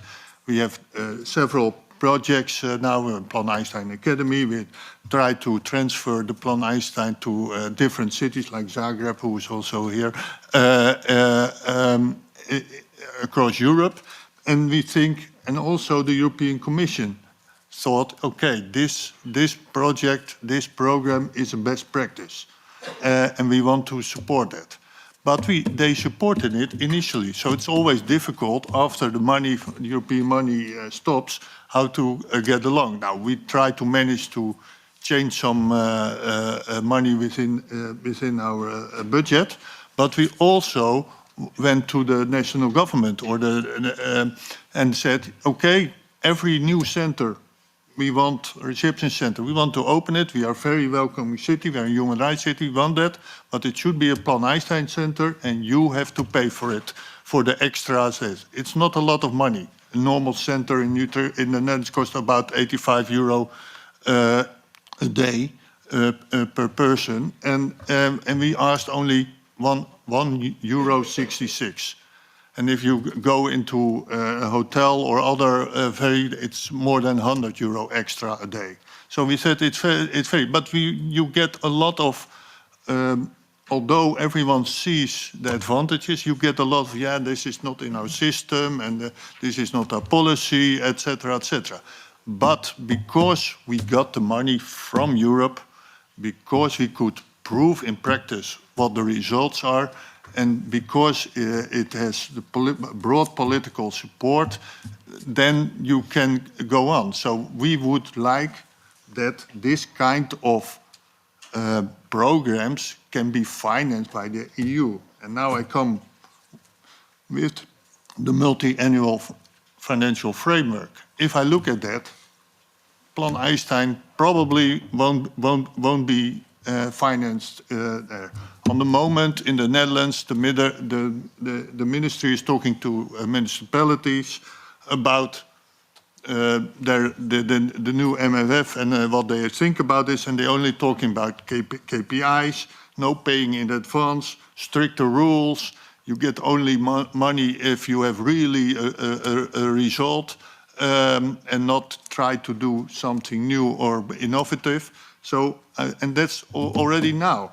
What will it be in a year when the rule, or 2 years when the framework is in place? I'm pretty sure that many of the projects, many of the good programs on the local level or on the grassroots level will not be possible to be financed here. And we talk about, there's a network NGO, it's called From the Sea to the City, and I hope that the money goes to the city, but if that program will go on, the money will be thrown into the sea. That's my idea, that's what I think about it. Last remark about the new framework, that many applications will be in a border procedure, and if you have no chance, you get into a detention and pending return. We already know that only 20% Europe, and in Netherlands only 6%, will return. So many of these people will be on the street. Not only that, because many migrants probably won't ask for asylum because they are afraid to be in, if it's right or not, they be afraid that they will be in detention. And if they're not, they will be undocumented. They go to Germany, they go to the Netherlands, they go to Belgium or whatever, and then they are on our street. And then it looks, in the figures it looks nice. Oh, there are less asylum requests. But already the Miram research on undocumented shows that there are more undocumented migrants than 15 years ago. Although there are many strict rules and everyone is talking about return or voluntary or forced return. So I'm very afraid that also these problems will be on the streets with in our municipalities across Europe, and then there's no money because no finance from a European or local and national level will be possible. And because of that, we as 5 municipalities, Amsterdam is one of them, we have also court cases against our national government to give shelter to undocumented migrants based on the European Social Charter. So that means that even if it goes like this, and the stricter migration rhetoric goes on, we will be in more court cases. That's probably the only chance for municipalities to get money or to get their story heard. Thanks.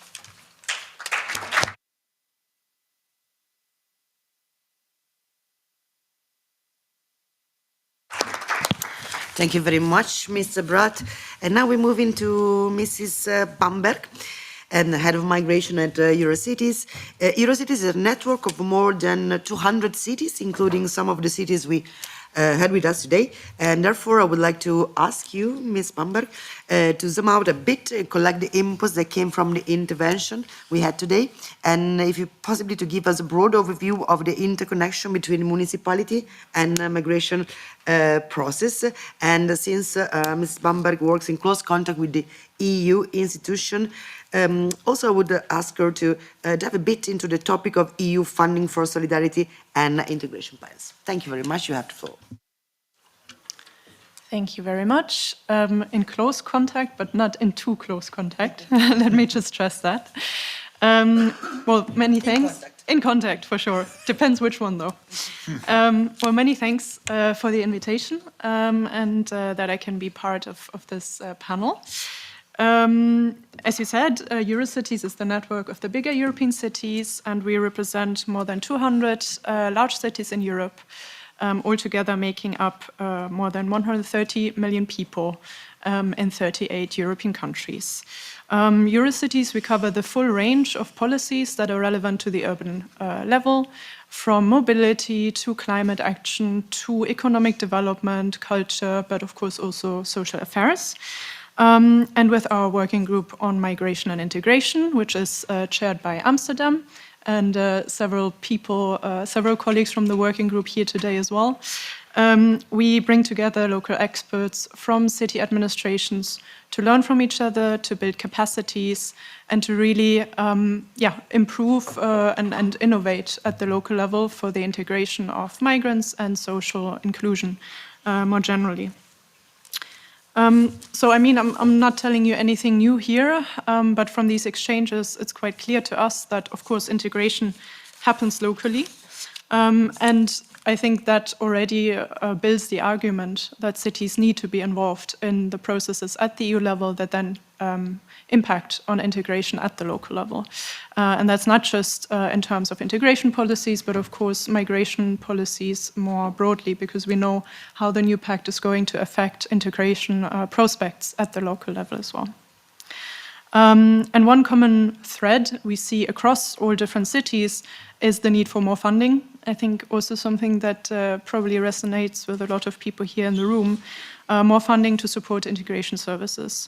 We've already heard several examples of how EU funding is indispensable for cities and the difference it makes directly on the ground. I just wanted to mention here a couple more examples. For instance, the KEM Center for the Integration of Migrants in Athens or the Welcome Center in Milan, both of which have directly benefited from EU co-financing through AMIF and ESF Plus programs.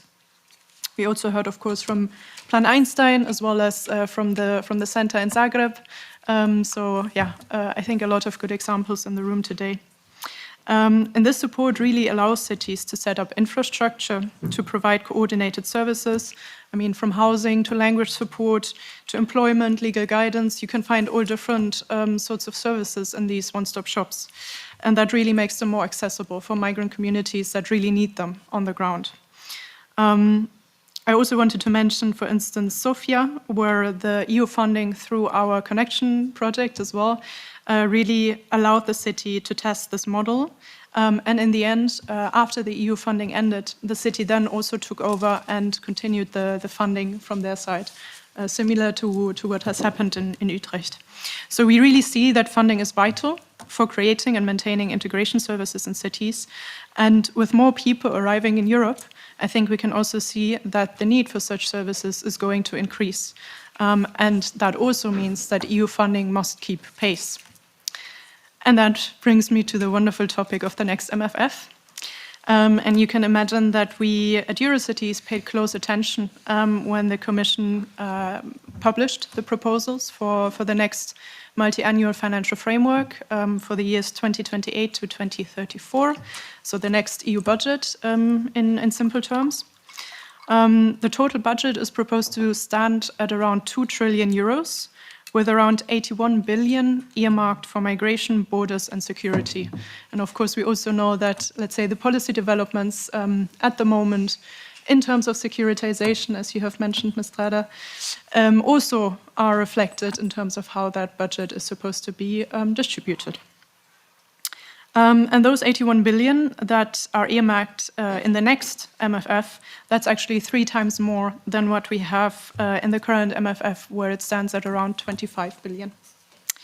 One of the big changes in the current proposal is the creation of the national and regional partnership plans, where each member state is supposed to implement a partnership also including regional and local authorities. However, the plan shall include national, sectoral, and only where relevant, regional and territorial chapters. I think there are 3 issues in particular with this. First, when you centralize most of the funding in those national and regional partnership plans, you also centralize the power for programming, implementing, and then reviewing those funds at the national level, which makes it very difficult to have local priorities included properly. Second, there's also no binding requirement for involving regional and territorial partners, let alone local or urban ones, as is important for our network. And from experience nowadays already, we see that member states do not really apply the partnership principle where they are supposed to consult with local stakeholders in the programming, implementation, and the review of EU funds. And then third, there is no dedicated urban or local chapter foreseen in those partnership plans. And therefore, as I mentioned already, it's not a given that urban or local challenges are going to be addressed in the funding plans. Now, why am I mentioning this structure here in particular? Because those national and regional partnership plans are actually going to govern the funding that will be relevant for integration in the next MFF. And this includes this big fund, the European Fund for Economic, Social and Territorial Cohesion, Agriculture and Rural Fisheries, and Maritime Prosperity and Security. So you see already that the Commission is bundling a lot of those different priorities that at the local level, I would say each need their individual dedication. But all of those are supposed to be bundled in this new big fund in the next MFF. And as we have seen in the current programming period, a non-binding inclusion of cities and other local stakeholders, such as civil society, NGOs, migrant-led organizations, may actually lead to the exclusion by the national level in the programming of the partnership plans and the programming of funding for integration. We see this in particular, of course, in member states where the political priorities and direction at the national level is different from what cities represent at the local level.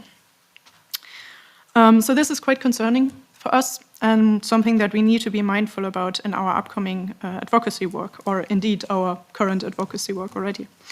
At the same time, I also think that there may be an opening that is positive if you look closely in the text. So in the proposal for the regulation for this big fund that I mentioned just now, the national and regional partnership plans for anything related to union support for asylum, migration and integration, they shall include regional, local, urban and other public authorities or associations representing such authorities, civil society organizations such as refugee organizations and migrant-led organizations, as well as national human rights institutions, equality bodies.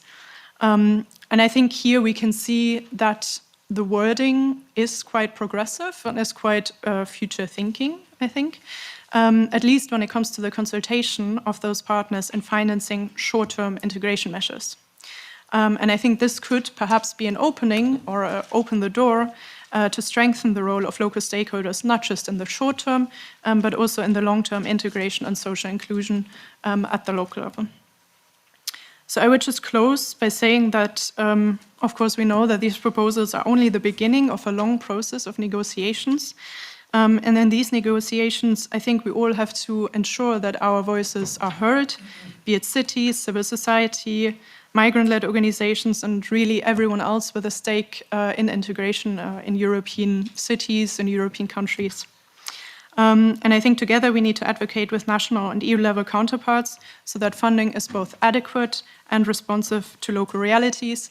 And I think the colleague from Vilanova i la Geltrú, sorry for mispronouncing your city, I think you said it quite nicely when you said that funding integration is an investment, not a cost. And I think that should be the message going forward as well. Thank you.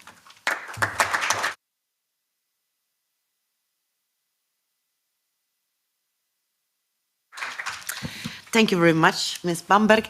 And now we have some space for question and answer. Oh, I see one hand, please. Hello. My name is Mohammed El-Kashif. I'm a human rights lawyer and a legal consultant. Originally Egyptian, so I'm one of the few migrants in this room. and I'm living in Berlin, living in Europe almost 9 years. Really nice to see a lot of faces and all these efforts to bring the cities together. I'm a member and a co-founder of From Sea to the City. I'm really happy to see how much the efforts can go away. But I have some remarks here. You keep working in a path, you keep walking in a track, but there is something still missing. When we talk about integration and education, it's two different things. We cannot put them together. And if we are asking people to integrate in our societies, we have to listen to the people. We have to see different potentials. We have to consider that there is already educated people. How can we make the benefits with them and out of them? And then the integration is something, is a collaborative process. It's not one-way procedures. It's integration. This is thing. The second thing, we're talking a lot about funding, and we forget that Leo Loca today in the morning said something that's really great. Migrants are resources and unique resources. And again, this is open the question how we can collaborate with these great resources from outside the EU sphere, and how can we make something for the society, for the land here. Third thing, and I'm sorry taking time, the dialogue. We have to make the migrants, the asylum seeker, the refugees, the newcomers feeling heard. Because actually, I keep speaking for years and no one listens and no one cares because you already have a vision. And then after years, I found out that no one heard me. It's still the same. Okay, done, I'm enough. And I will not care anymore about any efforts that come in from the European side.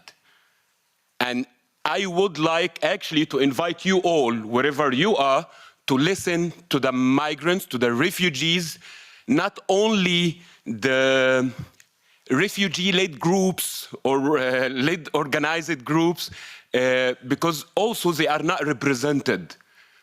We keep asking ourselves why people were so active 2015, 16, 17, and then they started to disappear.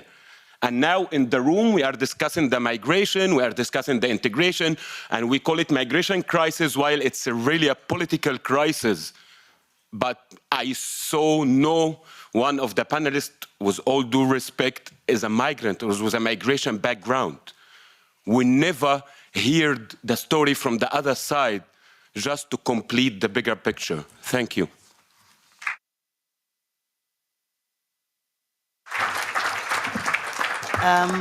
Yeah, thank you. Shall we collect the questions and then I will leave the floor to our guest for replying, please. Thank you. Emmanuel Achiri from the European Network Against Racism. And I'm also a migrant myself. And first I want to echo everything that my brother has said about representation, but meaningful representation. And really moving away from this practice of data extraction, it's good, and I think we appreciate the work that the municipalities are doing and presenting these efforts. But I think it would also be good to have the people who are impacted by these policies to actually be here to actually, also tell us how the efforts of the municipalities really have a meaningful impact on their lives. And so first I want to echo everything and really also to appreciate the efforts of the members of the European Parliament, Damien, Estrella and Cecilia, who have been working very hard on this subject of migration, especially at a point in time where in the Parliament and in the Commission, it's really a subject that many do not want to work on. So those efforts are really highly appreciated. But at the same time, I want to And it's kind of funny that I have to raise this as the black person in the room. You know, it's always expected that the racialized person in the room talks about racism, which in itself is an insult, to be quite frank. And so I have to laugh about it while I speak about it. Now, it is no secret that Europe is structurally racist. I'm not the first person saying this. The studies on this, Europe is structurally racist.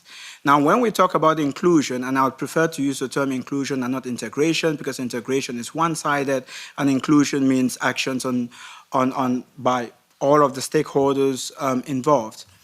Now, it's impossible to talk about inclusion without addressing the elephant in the room, which is racism. If a society is structurally racist, that therefore means that any actions regarding inclusion needs to tackle the source of exclusion, which is racism. And so it's, I think, for me, hard to sit here, and I didn't attend the first session in the morning, so I cannot reflect on that. But I think it's been hard to sit and listen to the great work that the municipalities are doing, but not mention the major issue. Why are we having exclusionary migration policies in Europe? Why are we having issues of inclusion? The answer is racism. The answer is exclusion. The answer is certain groups of people are not welcome in Europe. Certain groups of people are not considered the phenotypically European, which is, you know, synthetic whiteness, if we want to use a more precise term. And so the source is exclusion. And when the far right speaks, and it's not just the far right, because I think that we always blame the far right for, you know, those migration policies and so on and so forth, but it's not just the far right. This includes the liberals, and this includes the parties in the center. Racism in migration in Europe is not new. This is part of European history. It manifests at different times in more extreme forms, which we have now, with the pacts, the Deportation Act, which has been called a returns regulation to make it more euphemistic, and all other really horrible policies. The difference is that the far right tells us exactly what they mean. They tell us this is about religion, this is about people who don't look like us. They say it. And when they say it, we need to listen, because this is what this policy is about. These policies are not about, we say border control. I mean, we use different ways to try to describe racism.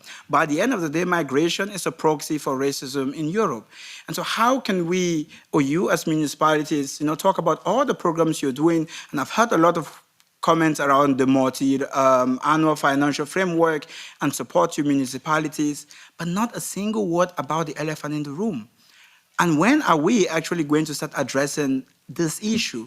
When are we going to get to a point where I, as a racialized person, as a migrant, I don't have to constantly bring up the issue of racism? It's frankly embarrassing, to be quite honest, because I feel like I'm in a position where I have to raise this, but I should not be in this position where I have to raise it. And so I really want to hear your reflections on how, especially in your inclusion efforts, how racism is a core framework of analysis, and how you ensure in your projects that this is addressed. Because municipalities are the first point of contact for many migrants, whether they are refugees, asylum seekers, or workers, or students, however you frame it. And the first response is always law enforcement. And I'm not saying it. The EU's Fundamental Rights Agency has highlighted how law enforcement in Europe is institutionally racist. But not only institutionally racist, how law enforcement in Europe at the same time has extreme right-wing forces within law enforcement. I mean, we see it every day. And migrants, irrespective of their specificities, whether they're asylum seekers or they are workers, they are confronted with this, with law enforcement. They are confronted when they want to register into schools, when they want to get into sports programs, when they want to apply for residency permits or renewals. All of these little things that, you know, may not seem important, because it's very easy for you, if you're European, to do these things. It's quite an easy process. But for migrants, it's a very, very difficult process. And a lot of it, one of the major obstacles is racism. So how are municipalities, what are those concrete efforts that you actually taking to ensure that racism is an important element of analysis? And please, I'd like to hear like concrete examples, for instance, of how you've been able to mitigate this within your municipalities. Thank you.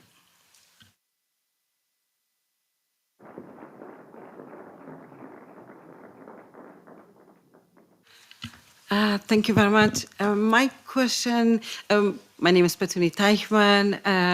I'm from Berlin, an aid worker from Berlin. So my question will be also regarding the Berlin initiative, which you mentioned about Syrians, the 500 Syrians, which I think is a really good initiative to accept 500, except as a exception in a different, under different project.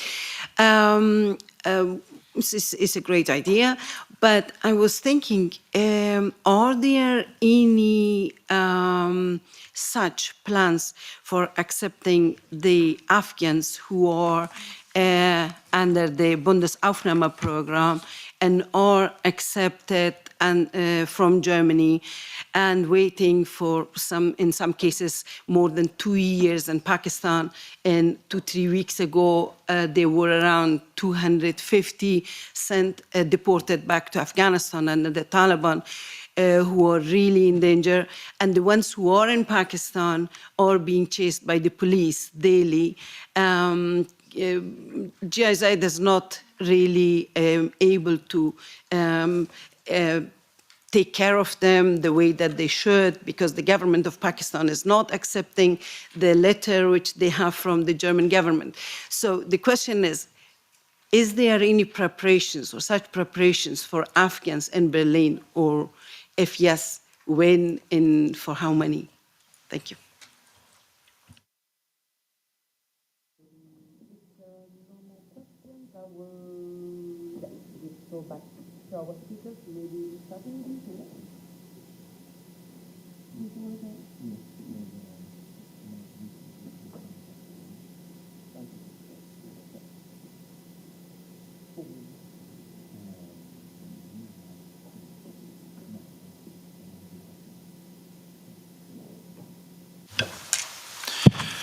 Okay, thank you very much. Well, I'll try to give an answer. It's too much, but some consideration about the structural racist society which can be Europe. And I come from Italy, and we have a many specific, let's say, condition. But I think that this problem of inclusion and integration that has to be faced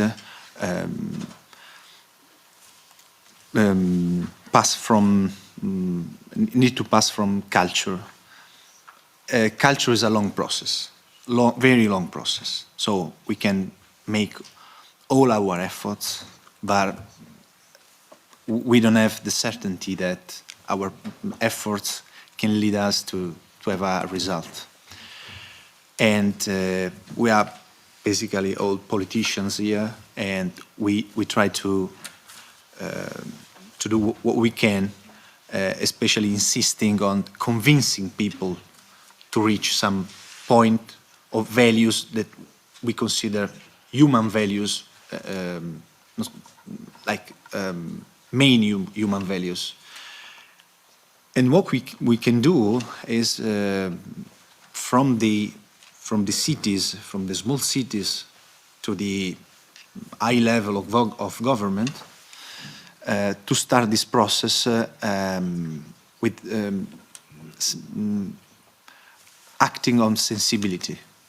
We have different sensibilities in Europe, and I don't think there is a, I don't think to be that I am hypocritical compared to a far-right member of parliament who says that we are different, we have different skin, we have different culture, so you are not welcome.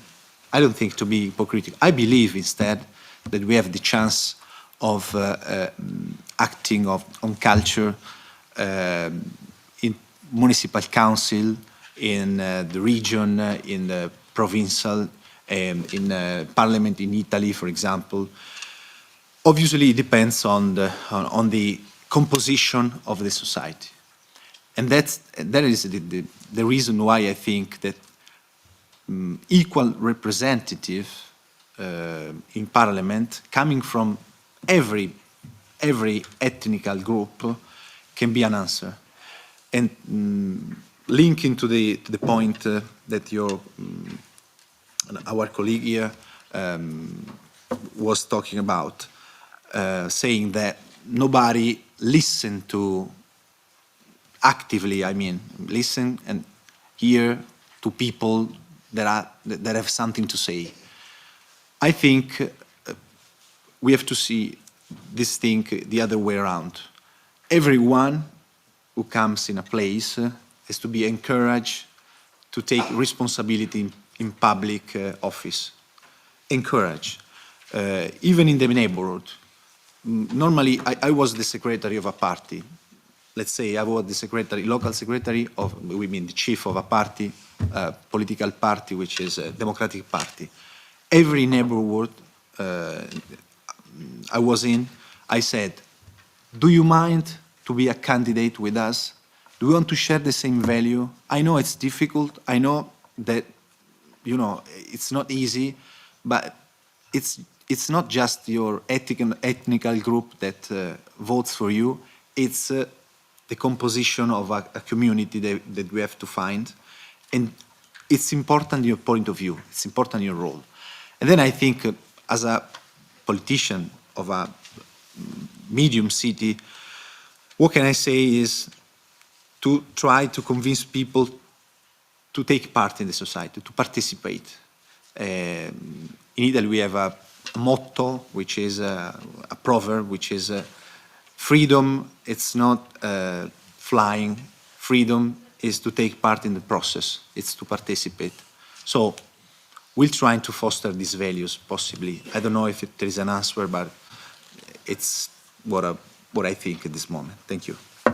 Thank you. Thank you very much, Michele. And now we move into Mr. Groth.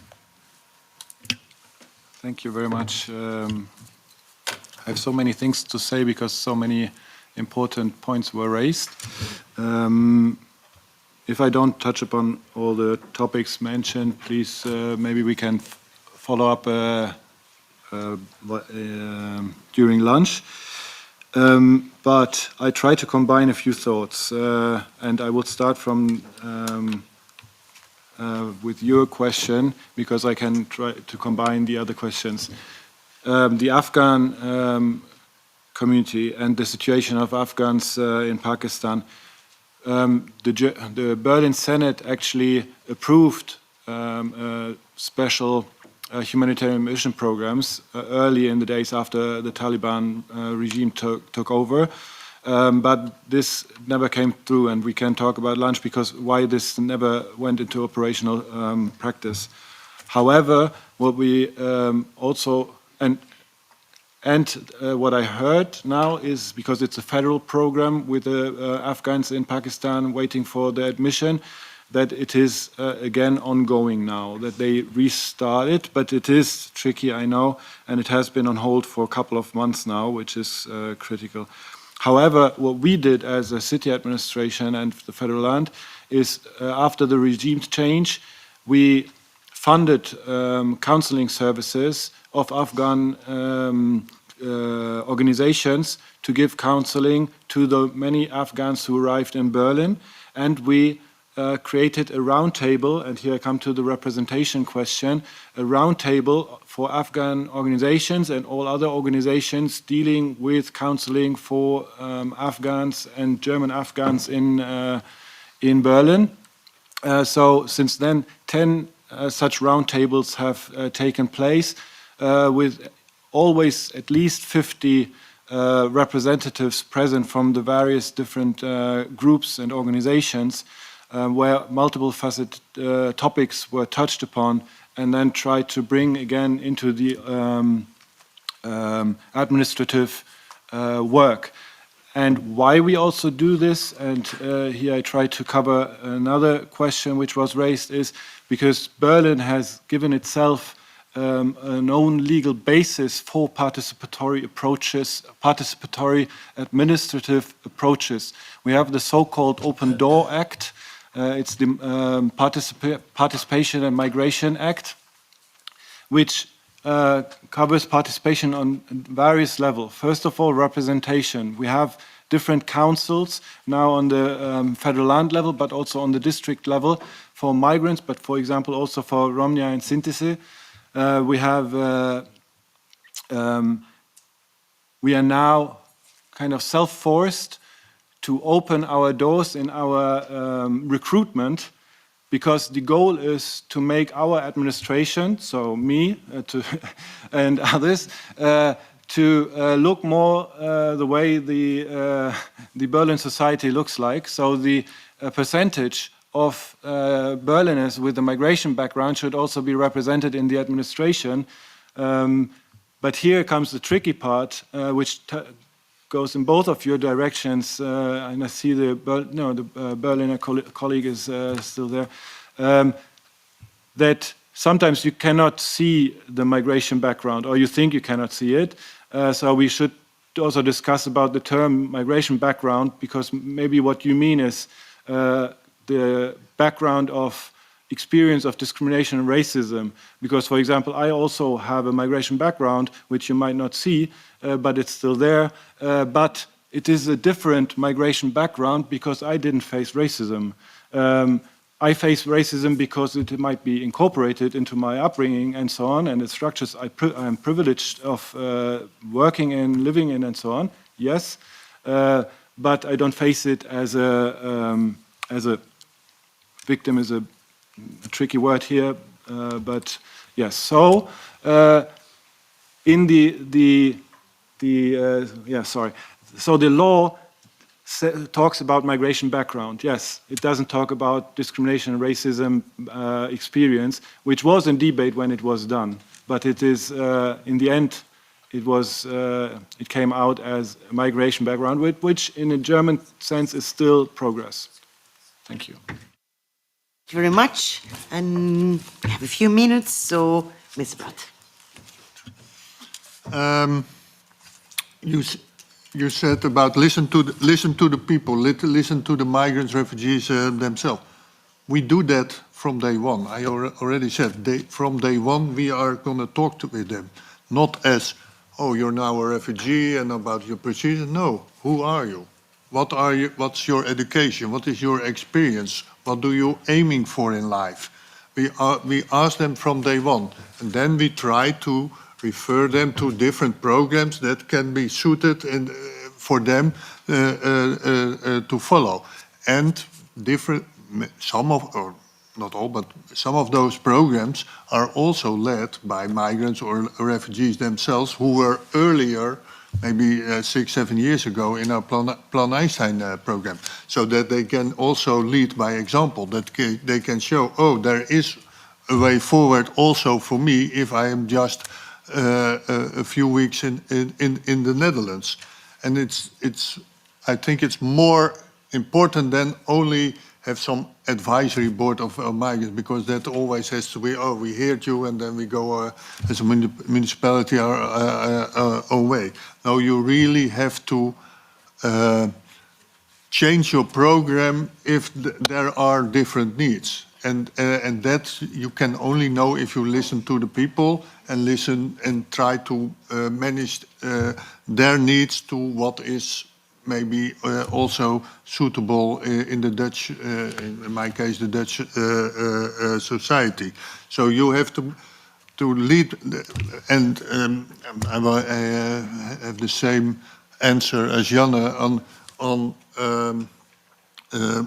recruitment. I think we can do better as a municipality. You have to lead by example.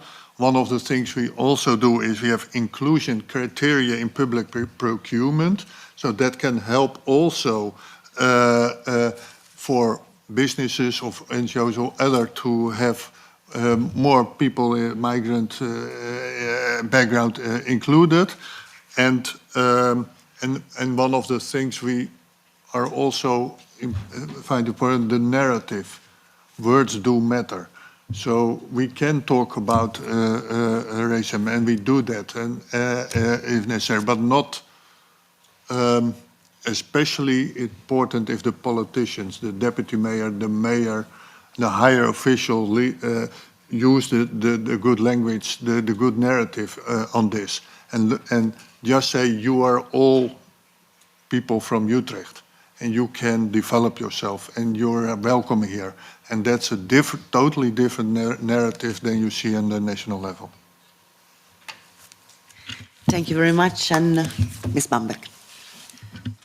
Thanks a lot, and well, thanks to all three colleagues that asked their questions. Perhaps for the next time we organize such an event, we can switch it around and not have a bunch of white people on the panel. I think that would be a good start. But I mean, I think I especially also appreciated your comment, Emmanuel, right, from ENAR, to remind everyone that it is indeed a structural issue for racism, and that also means that it needs a structural response. I don't know, something is beeping here, but that it needs a structural response across the spectrum, I would say. I think to bring it back to the MFF, because that's what I also wanted to mention in my remarks, it's in itself not a system that is open to opinions like that. I mean, that's the reality of it, right? So I think, especially when you look at the national and regional partnership plans that are supposed to govern a lot of the funding that would be relevant in that space, I think it's for, again, each and every organization, municipality, civil society stakeholder to make that clear with their national level counterparts in those partnerships that they will be in. Because I think in this instance, you cannot expect the change top-down from Brussels. I mean, that's unrealistic. You really have to work at it from the ground up, as difficult and as time-consuming as that is. But I think that's definitely something that all of us will have to include in our advocacy points to make sure that funding goes to grassroots organizations that are doing anti-racist work, that are tackling discrimination for different groups in cities and at the local level. I would say that also, and we haven't talked about this today, but of course EU funding is not the only, let's say, funding pot that is happening in this space. And I think especially when it comes to private funding and philanthropic funding, that's another avenue that we have to consider more strongly, especially for these topics. I would also say, well, I can echo some of the points from the colleagues here on stage. In our Eurocities work, we have the Integrating Cities Charter, which is a charter that cities can sign to commit to different principles of integration, including as employers and including as contractors of goods and services. And there again, I mean, when cities adhere to these principles, they adhere, for instance, to the idea that they will make their city administrations more diverse. But not just at the lower level, so to say, but in the management levels, because that's where it really counts as well. And of course, the political representation just as much. And then last but not least, I also wanted to mention here the European City Coalition Against Racism. ICAR, you will know them, of course, but for any city that wants to expand on their work in that area, I think the colleagues at ICAR are doing a great job. And I would encourage you to seek them out. Thank you very much, Ms. Bamberg. And you have 30 seconds, and I will give you 30 seconds, and then I will leave the conclusion to Damien. Thank you. Thank you. Just because you touched upon funding, what we did in Berlin is some of our funds are now with the funding criteria connected to the criteria that the board of the organization which shall be funded and applies for funding has to be 50% with a migration background at least. That's an easy trick and a possibility for municipalities to raise the amount of organizations with a migration background in the board. Thank you. Even less than 30 seconds. Thank you very much. And Damien, I will leave you the floor.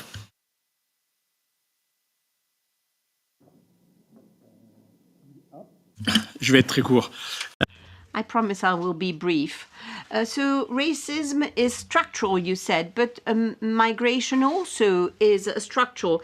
It's not a part of the system, and this is why so many of the answers that the member states are obsolete because they are pretending that they are not structural, and that means that you're not considering migration under all its aspects.